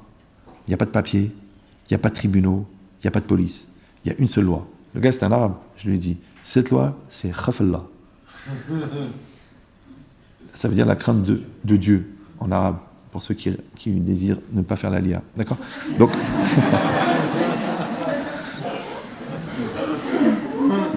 je vous raconte ça parce que c'est dans le contexte du cours. Le gars, il s'est mis à trembler, comme ça, il a fait comme ça. Comme ça, vraiment, comme ça. Il a dit, ok. Il a été voir tous ses ouvriers, il a dit, refais 3 couches, refais ici, arrange ici, attention. Ça, le gars, on a changé de registre. Ou je peux dire non, je peux dire, écoutez, c'est une prestation, écoutez, il y a des règles, hein. On a signé un devis, on va faire les choses. Vous savez que quand même, j'ai un recours décennal. Non, ils sont contre-tapes, le gars. De toute façon, la semaine prochaine, il a un autre nom, il est dans un autre pays. Ouais. Tu lui as dit, là, le gars, il bouge plus. Vous avez compris, c'est quoi l'idée? Là, c'est pareil. Normalement, on devrait avoir une relation avec le monde.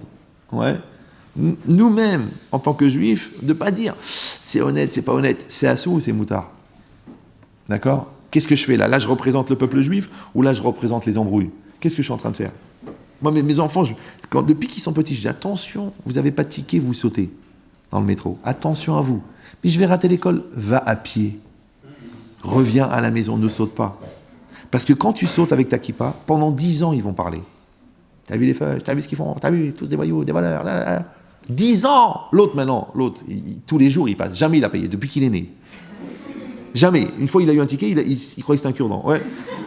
Il n'a jamais payé de sa vie. Les gens ils disent c'est normal. Le pauvre, attends, milieu défavorisé, c'est normal. Ouais. Si toi tu sautes une fois, est-ce que quelqu'un il va dire je vais rater l'école? Rater l'école, c'est une journée dans ta vie. Sauter, c'est Chilul Hashem. Chilul Hashem, c'est pour réparer un Chilul Hashem. T'as compris l'idée? Mais maintenant, pourquoi tu vas réagir comme ça? Parce que tu as à l'esprit la conscience que Hashem te regarde. Tu peux pas faire ça. Tu peux pas. T'es comme paralysé. C'est comme une forme de conditionnement. C'est comme... moi, par exemple, quand j'ai fini de manger, j'ai fini de manger. Quand j'ai fini de manger, j'ai fini de manger. Maintenant, tu me resserres une assiette. Non, c'est dans ma tête, je peux plus, c'est fini. Quand j'ai dit, voilà, j'ai fini de manger, si tu me mets un radis, je vomis. Un radis. C'est un conditionnement, tu dis, j'ai fini de manger. Les gens, ils disent, non, j'ai fini de manger, mais je reprendrai bien une assiette. La choucroute était super. Il nous reste de la dafina. Mais bien sûr, on fait honneur à nos hôtes. Oh, qui c'est qui est à cholestérol? D'accord. Tu as une discipline. Maintenant, comme tu as une discipline de ce que tu manges, tu as une discipline de ce que tu dis, il y a une discipline de ce que tu fais. C'est pas que tu fais n'importe quoi parce que tu as toute une série de réponses pour expliquer pourquoi tu t'es planté. Il y a des gens comme ça. Non, attendez, 2 minutes. J'avais pas réfléchi. Je me rendais pas compte de la gravité. Écoutez, je rembourserai plus tard. C'est pas de ma faute. De toute façon, je vous avais prévenu. De toute façon, vous connaissiez ma réputation. Le gars, il a un livret. Un livret du parfait débile. Voilà, je suis parfaitement débile et j'ai de quoi vous l'expliquer. D'accord? Alors que c'est un juif, c'est l'inverse. Tu dois être parfait, qui tend à la perfection et qui atteint la perfection et sans arrêt. On n'a pas le droit à l'erreur. On n'a pas le droit. Ouais. Nous, si on fait une guerre pour se défendre et qu'il y a 1000 morts, tous les jours, ils comptent les morts. Ils comptent 2, 3, 21, 31, 32, 33. D'accord? Ils font une guerre en Irak. Tous les 4 mois, eh bien, nous sommes à 193 000 morts. Allez, Léon. D'accord? Mais c'est pas possible. Pourquoi? Parce que c'est comme ça. C'est nous. Nous, c'est comme ça. On a beau s'énerver. Ouais, pourquoi? Double discours. Je sais pas quoi. Justice à 2 vitesses. Ça sert à rien. Ça peut... je rigole des fois de ce que je lis sur Internet ou dans des journaux. Les gens qui s'offusquent et qui s'énervent. Mais le monde en a rien à faire du monde. Ils s'en contre-tapent, mais ils s'en fichent. Tu n'as même pas idée. Mais nous, ils nous regardent. C'est comme ça. C'est impossible. Pourquoi ils nous regardent? Vous savez pourquoi? Parce qu'on a une responsabilité. C'est pas l'antisémitisme, ça n'a rien à voir. L'antisémitisme, c'est la lecture la plus basse du problème. Le vrai problème, c'est qu'on a une responsabilité. Donc c'est comme si Dieu, à travers le goy, il nous dit, n'oubliez pas que vous avez une responsabilité. Maintenant, le goy, il ne va pas dire vous avez une responsabilité, il va dire, vous êtes mal conduit. Et toi, tu dis, mais pourquoi vous me dites ça à moi et pas à l'autre? Et l'autre, je m'en fous, l'autre, c'est toi. Vas-y, gère. Alors l'autre, il comprend. Alors il essaie, amitié judéo-chrétienne, essaie d'améliorer les relations, et tout ça, un plan d'égalité. Ça sert à rien. T'es ni une race supérieure, ni une race inférieure. T'es une race qui a une responsabilité. Vas-y, fais ce que t'as à faire. Tu veux pas le faire, t'en fais pas. Quand toi, tu refuses que le juif, il te dise ce que t'as à faire, c'est le gars qui va t'expliquer. Et lui, il explique d'une autre manière. C'est normal. Ça veut dire quoi? Ça veut dire que cette irat shamaim, c'est quoi la irat shamaim? La crainte du ciel, c'est un niveau de conscience de ta judéité. Parce que la relation avec Hachem, la relation avec la conscience d'Hachem, ça c'est une relation qui est nécessaire pour un juif. Maintenant, puisqu'on a dit que le monde n'existe qu'en fonction de la conscience que tu en as, et Dieu n'existe dans ta vie qu'en fonction de la conscience que tu en as, donc il faut que tu décides quel niveau d'intensité de conscience tu vas avoir de Dieu. C'est pour ça que la Gemara, elle raconte dans Brachot, chaque fois je vous donne cet exemple, que la Gemara, elle dit que Rabbi Yochanan, il était sur son lit de mort, et ses élèves sont venus lui dire, fais-nous une bracha, donne-nous des conseils pour qu'on aille au monde futur. Il leur a dit, Shete'e more shamaim alechem kemore vasarvadam, que la crainte du ciel soit sur vous comme la crainte des hommes. Alors je rappelle que Rabbi Yochanan ben Zakkai, c'était un très très très très grand tzaddik, d'accord, qui connaissait toute la Torah entière, qui était capable de refaire revivre des morts. C'était le camp de la génération. Quand il étudie la Torah, quand un oiseau il passe au-dessus, il s'enflammait. C'était des gens spéciaux. Maintenant, ses élèves n'étaient pas des nuls. Et quand ses élèves lui demandent un conseil pour aller au monde futur, qu'est-ce qu'il leur répond? Il leur dit que la crainte du ciel soit sur vous comme la crainte des hommes. Alors ils ont dit quoi? Adkan? Mais la crainte des hommes, c'est rien du tout. C'est quoi la crainte des hommes? T'as peur de prendre un coup de couteau, t'as peur de prendre une baffe, t'as peur de te faire insulter. Ça, c'est la crainte des hommes. Et tu compares la crainte de Dieu avec la crainte des hommes. Chété, et qu'elle soit la crainte du ciel sur vous comme la crainte des hommes. Alors il leur a répondu, il leur a dit, Teda, sache, que chez Adam, Rotse, Lavor, Avera, Omer, Shema, Yarini, Adam. Lorsqu'un homme veut fauter, qu'est-ce qu'il dit? De peur que quelqu'un me voie, pourvu que personne ne me voie. Quand tu veux faire une belle Avera, qu'est-ce que tu fais? Tu fais comme ça. Ouais. Alors, c'est quoi la question? C'est quoi la réponse? La question, c'est quoi la crainte d'Hachem? La réponse, c'est quoi? C'est que, de la même manière, par exemple, moi je suis là, vous êtes là. Vous me voyez? Je vous vois. Quand vous me voyez, est-ce que vous avez un doute pendant une seconde que j'existe? Peut-être je suis un hologramme, peut-être je suis un humanoïde. C'est pas possible une telle longévité, d'accord? Donc je dois être en plastique. Ou non, vous dites non, je sais que vous existez. Je n'ai pas besoin de vous toucher pour savoir que vous existez. Ben oui, cette conviction que j'ai concrète d'avoir quelqu'un devant moi, je devrais avoir la même conviction concrète de l'existence d'Hachem. La preuve, c'est que quand je veux fauter, je regarde si quelqu'un me regarde. Pourquoi? Parce que je suis convaincu que l'autre il existe. Donc j'ai honte. Et maintenant si l'autre il me voit, alors l'autre il me voit. Voilà, j'ai envie de voler, voilà. J'ai envie de voler. Alors je vole. Alors l'autre il me regarde, il fait comme ça, il fait. Et moi que je veux voler, voilà, je vole, je vole. Voilà. Pourquoi ça te dérange? Pourquoi tu dis Tu voulais la prendre la pomme, tu fais quoi? Il t'a vu, t'as fait. Bonjour. Elles sont belles, hein. Très belle qualité de pommes, hein. C'est des pommes. Pourquoi t'as eu peur? Parce qu'on t'a vu. Et si on te voit, c'est des yeux, les yeux, c'est rien, c'est de la viande. C'est pas la viande, c'est pas les yeux. Le problème, c'est le cerveau. Et le cerveau, c'est pas grave non plus, c'est de la viande aussi. Non, c'est la conscience qui est derrière. Ah, ça te dérange qu'on te juge. Alors si déjà, quand un homme il te juge, t'es dérangé, t'es pas dérangé quand un Dieu il te juge. Et là-bas, c'est quoi le problème? C'est que quand Dieu il te juge, quand l'homme il te regarde, tu y crois, mais que Dieu te voit, tu n'y crois pas. C'est facile, hein, c'est pas... Les gens disent, non, peut-être que c'est une question de niveau, c'est une question de temps, c'est une question de conviction, c'est une question d'éducation. Tu veux la preuve? Tu vois, par exemple, quand ton père, il t'a appris l'honnêteté quand tu avais 8 ans, quand tu as 88 ans et que ton père, il est mort depuis 40 ans, il n'est plus là pour te regarder, mais il n'a plus besoin d'être là, puisqu'il t'a imprégné la conscience de l'honnêteté. Donc c'est comme s'il était là, puisqu'il est à travers toi, il te dit, enlève ta main. Et si quelqu'un, il vole, tu dis alors, on t'a dit qu'il ne fallait pas voler. À l'école, on t'a expliqué qu'il ne fallait pas voler. Tu as vu que les policiers disaient qu'il ne fallait pas voler. Après, tu as fait tchouva, tu as vu qu'il ne fallait pas voler. Après, tu as étudié la Torah, on t'a montré qu'il ne fallait pas voler. Après, tu es venu au cours, pendant 10 ans, tu as vu qu'il ne fallait pas voler. Tu voles. Donc, tu as un vrai problème. Et ce n'est pas un problème de religion. C'est un problème de cohérence. Jusqu'à quel âge il va y avoir une telle distance entre ta réalité et ta conscience de la réalité? C'est ça la teshuva. C'est que tu reviens à ta conscience. Tu reviens à la conscience que tu as d'Hachem. Tu rebranches Hachem dans ta vie. Quand t'es marié, c'est tout. T'es marié. Ah, elle est mignonne, elle te fait un clin d'œil, c'est une occasion, ça arrive qu'une fois dans la vie, t'as 5000 km de chez toi. T'es marié. C'est tout. C'est comme ça. Non, mais c'est pas évident, vous savez, des fois c'est des opportunités, des fois c'est fort, des fois c'est des pulsions, des fois c'est... T'es pas marié alors. T'es pas marié. Sinon t'étais énervé, t'as un flingue, tu tues. Je l'ai tué. Je sais pas ce qui m'a pris, je l'ai tué. Tu peux tuer, tu peux tromper, tu peux voler, tu peux mentir, tu peux tout faire, parce que de toute façon, t'as le droit de suivre tes impulsions. Alors quelle est la différence entre l'animal et toi?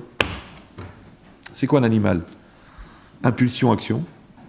C'est quoi un homme? Impulsion, réflexion, action. Si tu as sauté une étape, c'est que l'animal qui est en toi, il a pris le dessus. Maintenant, quand toi, tu développes la crainte d'Hachem, C'est-à-dire que tu maintiens en place une conscience et une constance de la conscience d'Hachem. C'est ça ce qu'il a dit. Shete Moreh Shamayim Alechem, qu'elle soit la crainte du ciel comme la crainte de l'autre. Ça veut dire que pour toi, Hachem, c'est pas de la culture, c'est pas de l'ambiance, c'est pas la synagogue, c'est pas la communauté, c'est la réalité. C'est comme ça. Il pleut, c'est Hachem. Tu marches, c'est Hachem. T'entends du bruit, c'est Hachem. C'est la vie. C'est normal, c'est Hachem. C'est ça qui est dangereux. Comprenez ou non? C'est dangereux. Parce que le dimanche, il faisait la messe, et le lundi, il faisait le pogrom. Et c'était normal. Et le gars, il disait, mais alors, c'est normal. Et là, on se bourre la gueule et on va violer la voisine. Et le dimanche, on va faire une confession. C'est normal. Tu peux pas. Tu peux pas. Ou t'es le stromon de la semaine, ou t'es le tzaddik du dimanche. C'est pas possible. Ah, t'as fait une croix dessus? C'est un problème. C'est un vrai problème. C'est marqué ici. Donc quand la personne, en vérité, elle a compris que la Hirat Shamayim, oui, elle oblige et elle nécessite chez la personne cet effort-là. Maintenant, le départ de ce qui t'oblige à être, ce qui te contraint à être conscient, c'est la peur de prendre des coups. Mais ça y est, t'as évolué maintenant, t'es plus un bébé. Oui. Donc maintenant, comme t'es ingénieur, comme même si t'es pâtissier, même si t'es menuisier, même si t'es coiffeur, et que t'as l'amour du travail bien fait, et bien là maintenant, dans ta relation avec Hachem, c'est pareil, t'as envie de faire bien. Tu dis, je vais prier, je vais bien prier. Pas prier n'importe comment, je vais pas mettre en 4 minutes les TF devant mes emails, le matin en partant au courant, je dis, j'ai mis les TF. Ça va, ça fait 10 ans que tu as fait tchouva, tu peux te lever une demi-heure avant et faire une bonne prière. Et tu as bien fait ta Amida, tu as bien fait ton Kriyat Shema, tu as bien fait tes brachot, vas-y, c'est bien. Tu fais le Birkat Hamazon, assis-toi, ça va, le monde, qu'est-ce qu'il va faire le monde? Tu vas arrêter un train, alors, t'as qu'à te lever plus tôt. Fais ton Birkat Hamazon. Azan, Otanu, Ve'et, Aolam, Kulo, Betuvo, Bechen, Bechesed, Rachamim. Vas-y, fais-le. Ça s'appelle que tu as la crainte des choses, du travail bien fait. Fais-le bien. C'est normal, ouais.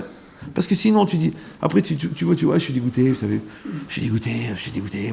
Mon Birkat Hamazon, c'est nul. Ma cache-route, c'est nul. Je prends toujours un truc bizarre, acheté, écrit en hébreu, Beddin, Tzedek de Constantinople.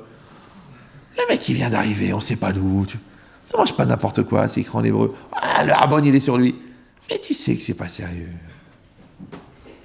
Tu vois ton boucher à toi en voiture le Shabbat, t'achètes la viande là-bas. Ah bah de toute façon, c'est marqué, hein, il a la Théouda, hein, il a le diplôme consistorial. D'accord, il a le diplôme consistorial, mais tu le vois rouler en voiture. Maurice, salut, Shabbat Shalom. On se voit à Natania? Ouais, bien sûr. Tu le vois qui roule le Shabbat, t'achètes la viande. Mais ça n'a rien à voir. Ça, c'est la cache-route, ça, c'est le Shabbat. Mais si, déjà, pour le Shabbat, il ne fait pas attention, tu crois que si le chômeur ou l'ouvrier qui a nettoyé toutes les graisses, et la graisse du dos du bœuf, c'est comme du cochon, hein. Il faut l'enlever. Il sait plus où il l'a mis maintenant. Et que le mec, il a 800 kilos de viande. Tu crois qu'il va les jeter parce qu'il y a un peu de graisse dedans. Alors que le Shabbat, il prend la voiture, mais tranquille, à l'aise. Il démarre, il roule. Il kiffe sa voiture. Tu crois que le gars, il va se gêner de fermer les yeux sur le 800 kilos de viande sous prétexte qu'il y a 150 grammes de graisse de assour qui s'est mélangé? S'il n'a pas la crainte. Quand tu as la crainte pour 1 euro ou pour 1 million d'euros. Mais quand tu n'as pas la crainte, ben ça dépend combien. À la limite, des fois, de voler, c'est pas une opportunité, c'est une mitzvah. Parce que la personne, elle n'a pas cette crainte. Donc le vrai problème, c'est pas l'événement du vol, ou l'événement de tes yeux qui traînent sur le décolleté, ou l'événement que tu te surprends à draguer la cliente. Tu fais comme ça, tu fais, qu'est-ce que je suis en train de faire là? Je suis en train de lui dire, vous habitez où? Comment ça se passe? Au niveau intime?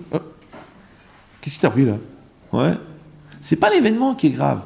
L'événement, c'est comment ça se fait que tu as glissé facilement. Tu étais tranquille en train de parler, et l'autre, elle te regarde avec des yeux bizarres, elle te dit, écoutez, là, vous êtes mignons, on est seuls tous les deux, on aurait mieux à faire que d'essayer un aspirateur, et toi, tu commences à avoir les sueurs dans le dos. Tu écoutes la radio, elle est en train d'écouter France Info toute la journée, tu dis, oh. Si tu es un homme juif, tu sautes par la fenêtre. Tu laisses ta mallette, tu ouvres la fenêtre, tu sautes. On est au 5e. Saute, va-t'en, casse-toi. Tu dis, non, je vais la convaincre, je vais lui expliquer la gravité de ce qu'elle fait en tant que mère de famille. Va-t'en, je te dis, va-t'en. Ça sent le feu. Va-t'en d'ici. Non, de toute façon, je sais me maîtriser. Tu vas rien maîtriser. Dans 3 minutes, il y a des pamplemousses qui vont être en exposition directe. Tu vas plonger le premier. Toi, tu vas plonger le premier. Toi qui penses que t'es fort, toi qui penses que t'es malin. Je vous ai déjà expliqué. La mitzvah, la crainte de Dieu, c'est pas de ne pas fauter. C'est de ne pas prendre le risque. C'est ça la mitzvah. La mitzvah, c'est va-t'en. Tourne la tête. La mitzvah, c'est prendre du sérieux. C'est pas que tu as pris un traiteur parce qu'il est un peu moins cher, parce qu'il est israélien, parce qu'il est sympathique, ouais, et que le soir du mariage, tu dis, mais c'est pas possible, c'est quoi ça? C'est des crevettes.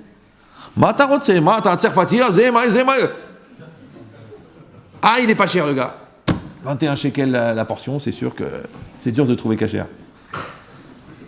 Voilà, Israël,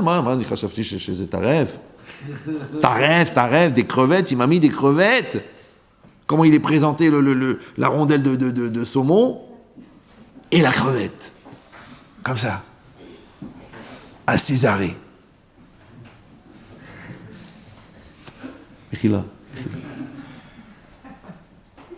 C'est crevette, hein? כן, אבל זה מפה, זה מישראל, זה crevette, מפה. לא סתם. Tu dis à ta femme, chérie, pour le mariage de notre fils, on a fait manger des crevettes à 350 personnes? Oui. Tu penses qu'on va mourir demain ou ce soir? Fais attention quand tu bois un verre d'eau, tu risques d'avaler la paille. D'accord? T'as pas peur? C'est marqué ici. Que l'homme, il doit réussir à donner cette réalité à Kadosh Baruch Hu. Ouais, et c'est ça le travail. Et quand on étudie la Torah, et quand on met les téphilines, et quand on mange kasher, et quand on préserve ses yeux, et quand on a de l'ambition, et quand on parle à Dieu, et quand on pense à Dieu, c'est ça qu'on crée. C'est pas des gestes qu'on fait comme des singes, c'est qu'on donne une dimension à sa crainte, on donne une valeur à sa crainte, on donne une réalité à sa crainte, pour que la chose elle soit normale. Maintenant, étant donné qu'on va arriver à Rosh Hashanah, et que là-bas, pendant 48 heures, on va mesurer justement ce degré de conscience qu'on a du divin, c'est bien d'y penser un peu avant. Moi, j'ai toujours été frustré quand le rabbin, le soir de Rosh Hashanah, il fait un cours sur Rosh Hashanah. D'accord, oui ou non? C'est Rosh Hashanah. C'est comme si le soir du mariage de ton fils, tu dis au traiteur, et comment je vais te payer? Le gars, il dit, attends, mais c'est ton problème. Non, mais c'est vrai, franchement, viens, on parle concret, là. Comment je vais faire pour te payer? Ah ouais, c'est quand même 17 000 euros. Attends, mais où je vais te les pondre? Je dis, dis-moi, on s'est vu il y a 6 mois. Ton fils, ça fait 3 ans qu'il connaît la fille. Ça fait 2 ans qu'il est fiancé. Ça fait 1 an que vous préparez le mariage. T'as pas préparé l'argent? Bah, tu sais, on est tellement pris, tellement occupés, c'est pas évident, les vacances à Eilat, ça m'a coûté un bras. Non, mais là, c'est le mariage. T'as pas l'argent? Moi, j'ai vu ça. J'ai eu des conflits comme ça, traiteur, famille. Le gars, le soir du mariage, il a pas mené d'argent. Il n'y a pas d'argent. Excuse-moi, j'ai pas d'argent. Comment on fait? Tu veux faire la plonge pendant 128 ans? Tu veux... Encore une fois, c'est pas l'événement. L'événement, il est intéressant. C'est le niveau d'inconscience que tu as. Tu n'as pas anticipé, tu n'as pas calculé, tu n'as pas réfléchi. Ouais. Ici, c'est ça. Alors, la Gemara dans Kiddushin, elle dit Al davar amasur lalev ne'emar ki irat ki yareta mielokecha. Tout ce qui est transmis au cœur, c'est-à-dire qui est dépendant du cœur, la Torah, elle a dit ki yareta mielokecha, car tu craindras l'Éternel. Par exemple, tu fais du commerce, d'accord? Tu vois que le gars, il n'a pas compris. N'essaie pas de l'embrouiller, parce qu'il est dans ton cœur. C'est tout ce que toi, tu sais qui ne se fait pas. Si toi, tu sais que tu es en train de tricher, tu le sais, mais personne ne le sait, parce que c'est dans ton cœur, même ça, c'est Yirat Shamayim. C'est-à-dire que la Yirat Shamayim, c'est pas seulement ce qui se voit, c'est ce qui se voit pas. Ouais. Tout le monde a Bnei Brak à la kippa. Mais quand tu vas aller aux Bahamas, tu vas mettre la kippa? Tu vas dire, non, écoutez, là c'est pas évident. T'es aux Bahamas, tu mets la kippa ou non? T'es à Brooklyn, tu mets la kippa. Bah alors tu pars à, je sais pas moi, à Las Vegas. Tu mets ta kippa ou tu dis non, ça se fait pas, franchement, je peux pas mettre la kippa, j'ai l'air de quoi avec ma kippa T'as pas compris, c'est pas ta kippa qui dérange à Las Vegas, c'est toi. Qu'est-ce que tu fais là? Donc qu'est-ce que tu fais en vérité? Ce qui est marqué. Ça s'appelle Davar à Massour la lève. C'est quelque chose qui a été transmis au cœur.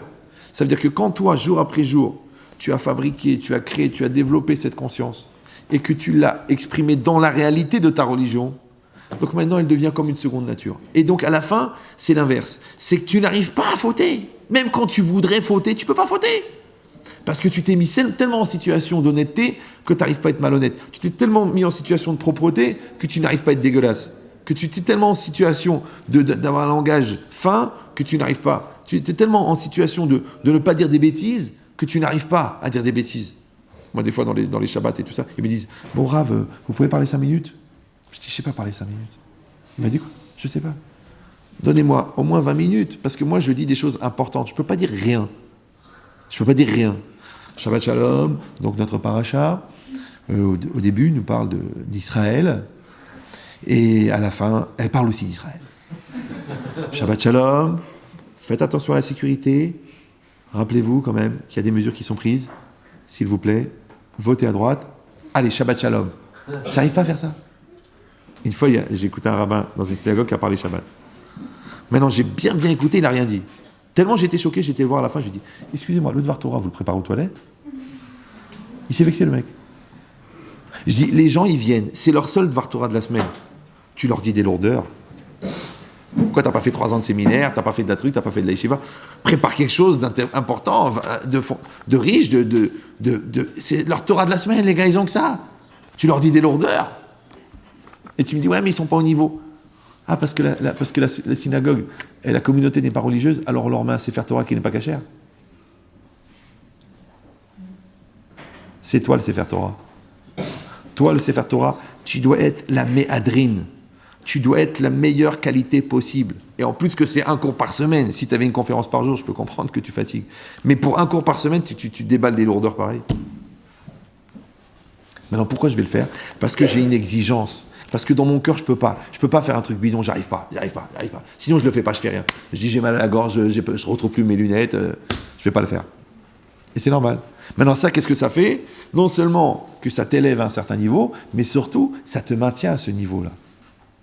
Mais si tu commences à dénigrer, à alléger, à polluer, à salir, à rabaisser, à la fin, il ne reste plus rien. Tu vois les gens.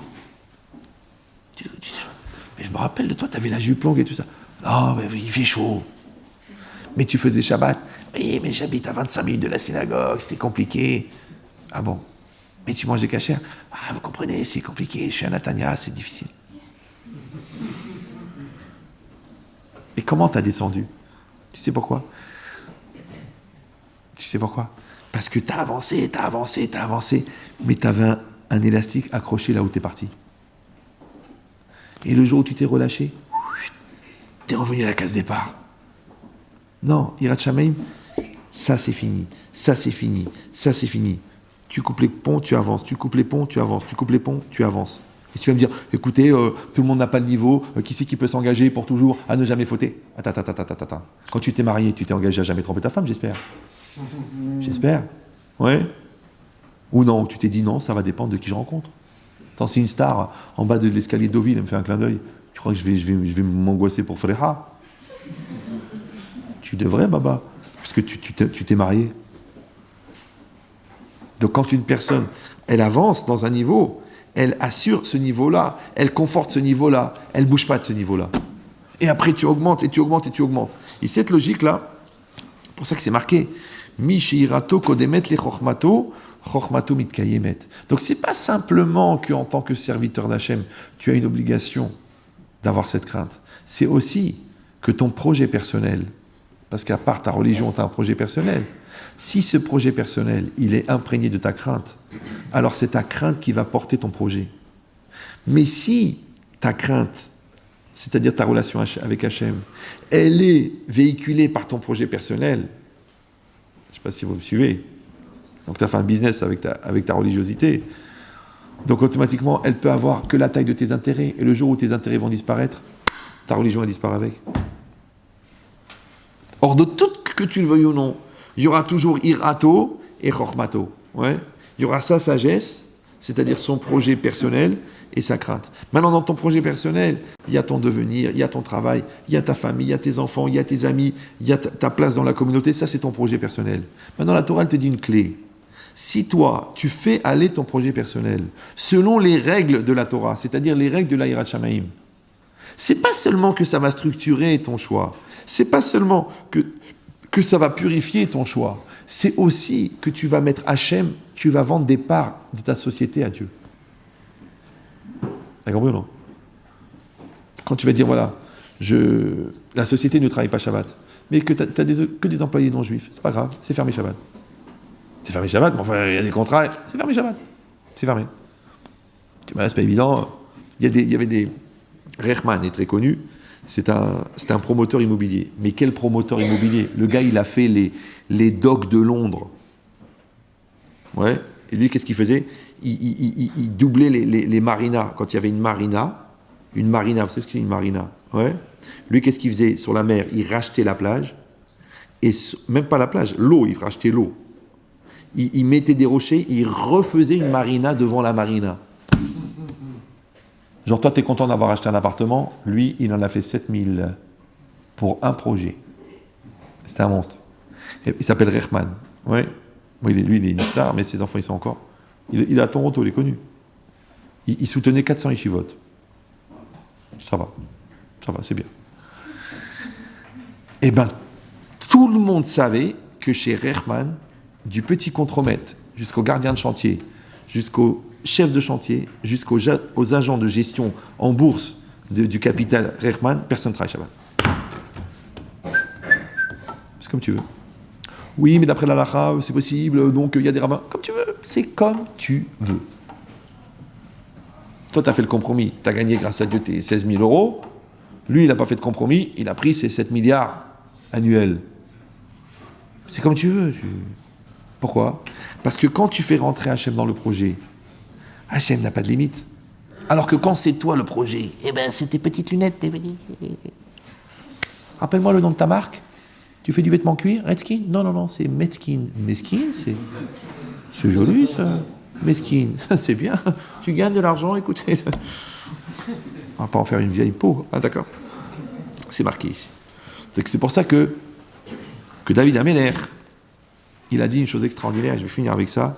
Il a dit, Yareti mitor simchati. J'ai craint Hachem à travers ma joie. Samarti betor irati. Je me suis réjoui à travers ma crainte. Ve'a avati al kulam. Vous avez compris ou non?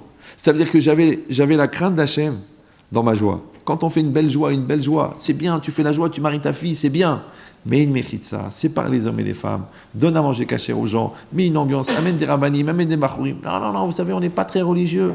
En 4 minutes, c'est devenu la boîte de nuit. Et l'autre, elle est à moitié nue. Ah, tiens, on a préparé un truc pour le khatan, elle arrive la danseuse, Tu dis, la Shekhinah, elle était dans la choupa, et la Touma, elle est venue à la soirée. Moi, ce qui me tue, c'est quand ces gens-là, ils invitent des rabbanim. Ils invitent des rabbanim à la choupa, des grands rabbanim, puis après ils disent, bon écoutez, on vous a prévu un coin, mais enfin, peut-être il vaudrait mieux pas que vous restiez, ça ne sera pas forcément en accord avec vos convictions.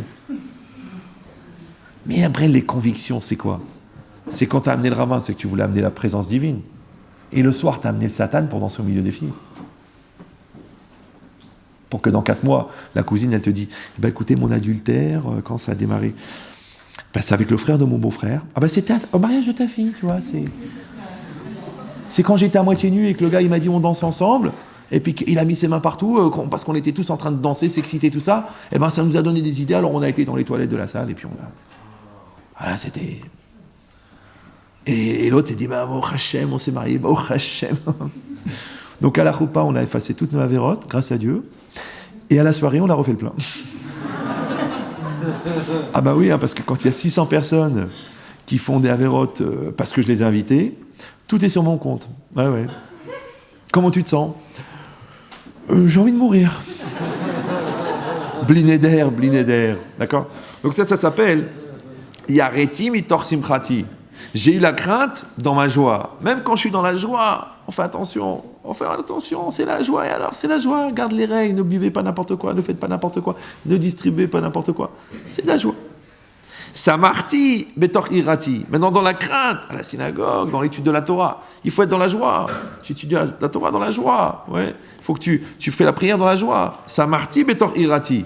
Et après, maintenant, la crainte est dans la joie est dans la crainte. Attention. Vea avati. Et mon amour d'Hachem, al-kulam. Il était au-dessus de tout cela. Hazakovaru. Voilà. Donc, Yakour, détendez-vous. Yakour, mardi prochain. On va essayer de commencer à l'heure. Encore de travailler, encore de s'améliorer, encore de faire, encore de grandir. D'ailleurs, j'ai cet argument, moi, des fois, avec les gens, quand ils viennent en rendez-vous et que je leur dis, bon, ben, vous savez, je vais vous faire un programme, il va falloir travailler. Ils disent, bon, ça consiste en quoi exactement? Écouter des cours, prendre des notes, travailler sur soi, régler des problèmes. C'est contraignant. Ça dépend du train de vie. Ça peut être trintignant aussi. Ouais, d'accord? Non, je lui dis non. Je dis, vous savez, moi, j'ai 53 ans, j'ai une grande famille, ça fait 30 ans que j'enseigne, plus de la moitié de ma vie, d'accord? J'ai diffusé plus d'1 million de CD, j'ai écrit 2 livres, j'ai aidé plus de 100 000 élèves, j'ai soigné des psychiatres, et tous les jours, je me travaille. Je me travaille moi. C'est pas par orgueil que je leur dis ça, c'est pour leur dire, alors, toi qui viens de découvrir, voire de Calimero, qui vient de découvrir que le travail sur soi peut engendrer quelques améliorations, qui vient de découvrir après un scanner de ta personnalité que tu as des défauts majeurs qui te rapprochent de l'homme de Cro-Magnon au niveau évolution, ouais. Donc peut-être que tu pourras envisager de faire un petit travail sur la colère ou sur la générosité ou sur la patience, peut-être que tu pourrais l'envisager. Tant qu'il y a quelqu'un en face pour le subir. D'accord? C'est-à-dire que les gens, ils vont divorcer par paresse. Oui, ils vont ne pas s'occuper de leurs enfants par lourdeur. Ils ne vont pas se sauver eux-mêmes, oui, par bêtise. Ils vont rater des opportunités par manque de réactivité. Tu te rends compte quand tu vois que la vie, comment elle pourrait être magnifique si tu avais eu les informations avant et si tu en avais tenu compte au bon moment. Maintenant, comment on appelle cette disposition d'esprit et cette disposition de vie qui fait que tu ne rates pas les opportunités, que tu es présent, que tu es dans ta réalité? Ça s'appelle, c'est ça. Ça s'appelle le mouvement. Ouais, ça s'appelle la démarche du Messias Técharim, ça s'appelle le travail, ça s'appelle que tu es tout le temps dans un apprentissage d'améliorer ta crainte d'Hachem. Parce que pour améliorer ta crainte d'Hachem, il faut que tu améliores ta Torah, il faut que tu améliores ta connaissance, il faut que tu améliores tes qualités morales, il faut que tu améliores ta persévérance, ta vérité, ton objectivité, ta recherche de personnalité, ton amélioration personnelle, ton travail sur toi. Il faut que tu travailles tout ça. Donc comment tu vas faire? Par contre, quand toi, c'est fatigant, quand toi, t'as pas la tête, quand toi tu commences et tu t'arrêtes, quand tu finis pas, quand tu n'as pas d'acquisition, quand tu n'as pas de satisfaction personnelle, quand tu n'as pas de valorisation personnelle, eh ben tu te décourages et tu baisses les bras et puis tu essaies de trouver un film sympa qui va te faire passer une soirée de plus pour rien. C'est ça la vie. Comment ça s'appelle en français? La coupure. Maintenant, pourquoi je fais ce cours avant les vacances?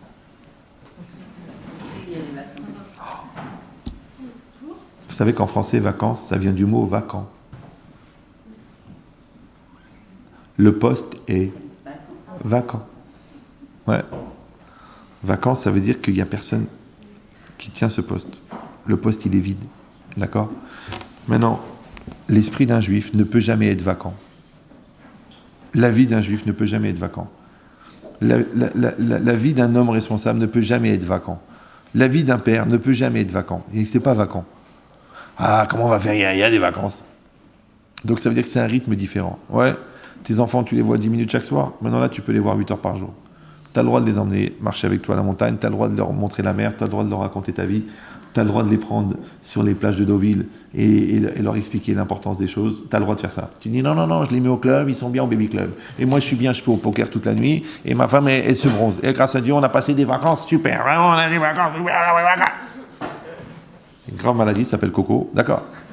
Les vacances, c'est ça, c'est un autre rythme. Pour te rapprocher de ta femme, pour te rapprocher de tes enfants, il faut profiter.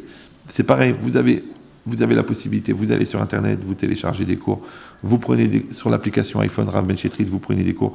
Vous en avez ici, ouais, vous pouvez les acheter, tout est à 50% ce soir. Ouais, c'est pas pour faire des soldes, c'est parce que je veux pas que vous partiez sans rien.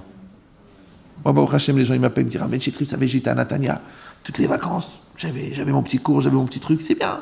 Ça veut dire que, ne pas écouter tous les jours, c'est dangereux, ça fait une overdose, ouais. Mais tu prends un cours par semaine, tu l'écoutes bien. Peut-être même tu dis, tiens, ce mois-ci, je vais écouter un seul cours. Je vais prendre le cours sur, je sais pas, le respect de soi. Je vais bien l'écouter, je vais prendre des notes, d'accord? Et je vais le décortiquer en étapes. Et chaque jour, je vais travailler sur une étape. Et là, tu vas te rendre compte de ce qu'il y a dans les cours. Parce que quand tu écoutes comme ça, c'est sympa, c'est bien. C'est marrant ce soir. Oh, il a tapé là. Oh là, il est en forme. Là. Oh non, là, il était un peu. On sentait que c'est pas un spectacle, les enfants là. Je vous le dirai le jour où ça sera marqué théâtre du populaire. D'accord? Donc je vous souhaite des bonnes vacances. D'accord? Prenez des vacances d'évolution. Si vous allez en Israël, c'est bien d'aller à la plage.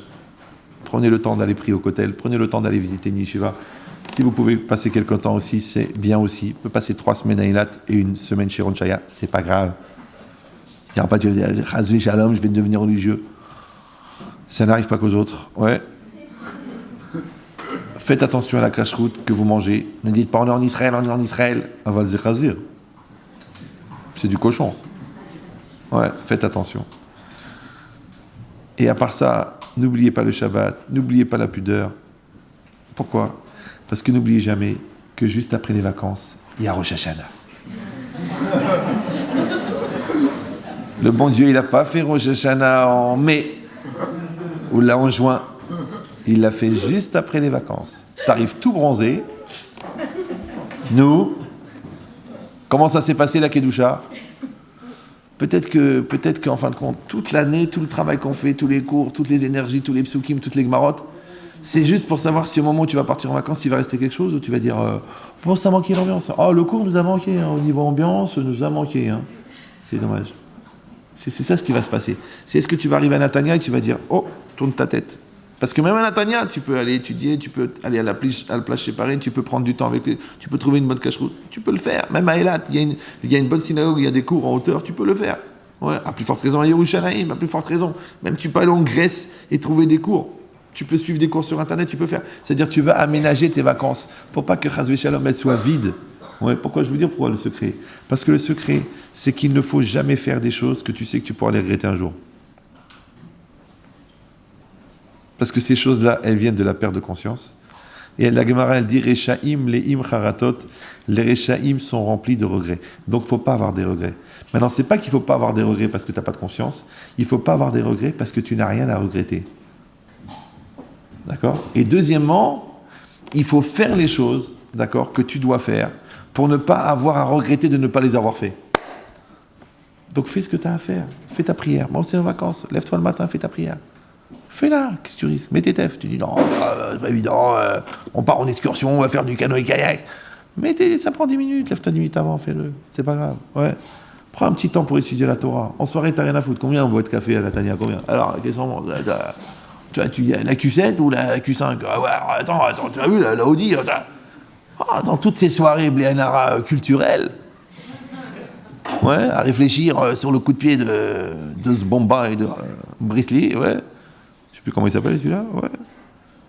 Eh ben réfléchis aussi, tiens, il avait dit cette phrase-là, ne fais jamais une chose que tu auras à regretter, qu'est-ce que tu en penses? Ah ouais, c'est intelligent, ouais, c'est idiot, non, c'est rien, ça nous complexe, ça nous prend la tête, au contraire, ça nous fait grandir. Vas-y, réfléchis. Et ce petit temps-là, de Torah, il va éclairer ta journée. Parce que c'est pour ça que Shem t'a donné une journée de plus. C'est pas pour aller balader ton jean sur le kikar. Donc, Bezrat Hashem, des bonnes vacances, une bonne santé, beaucoup de réussite, beaucoup de bonheur. Si vous trouvez votre zivoug, Bessimcha, je viendrai au mariage.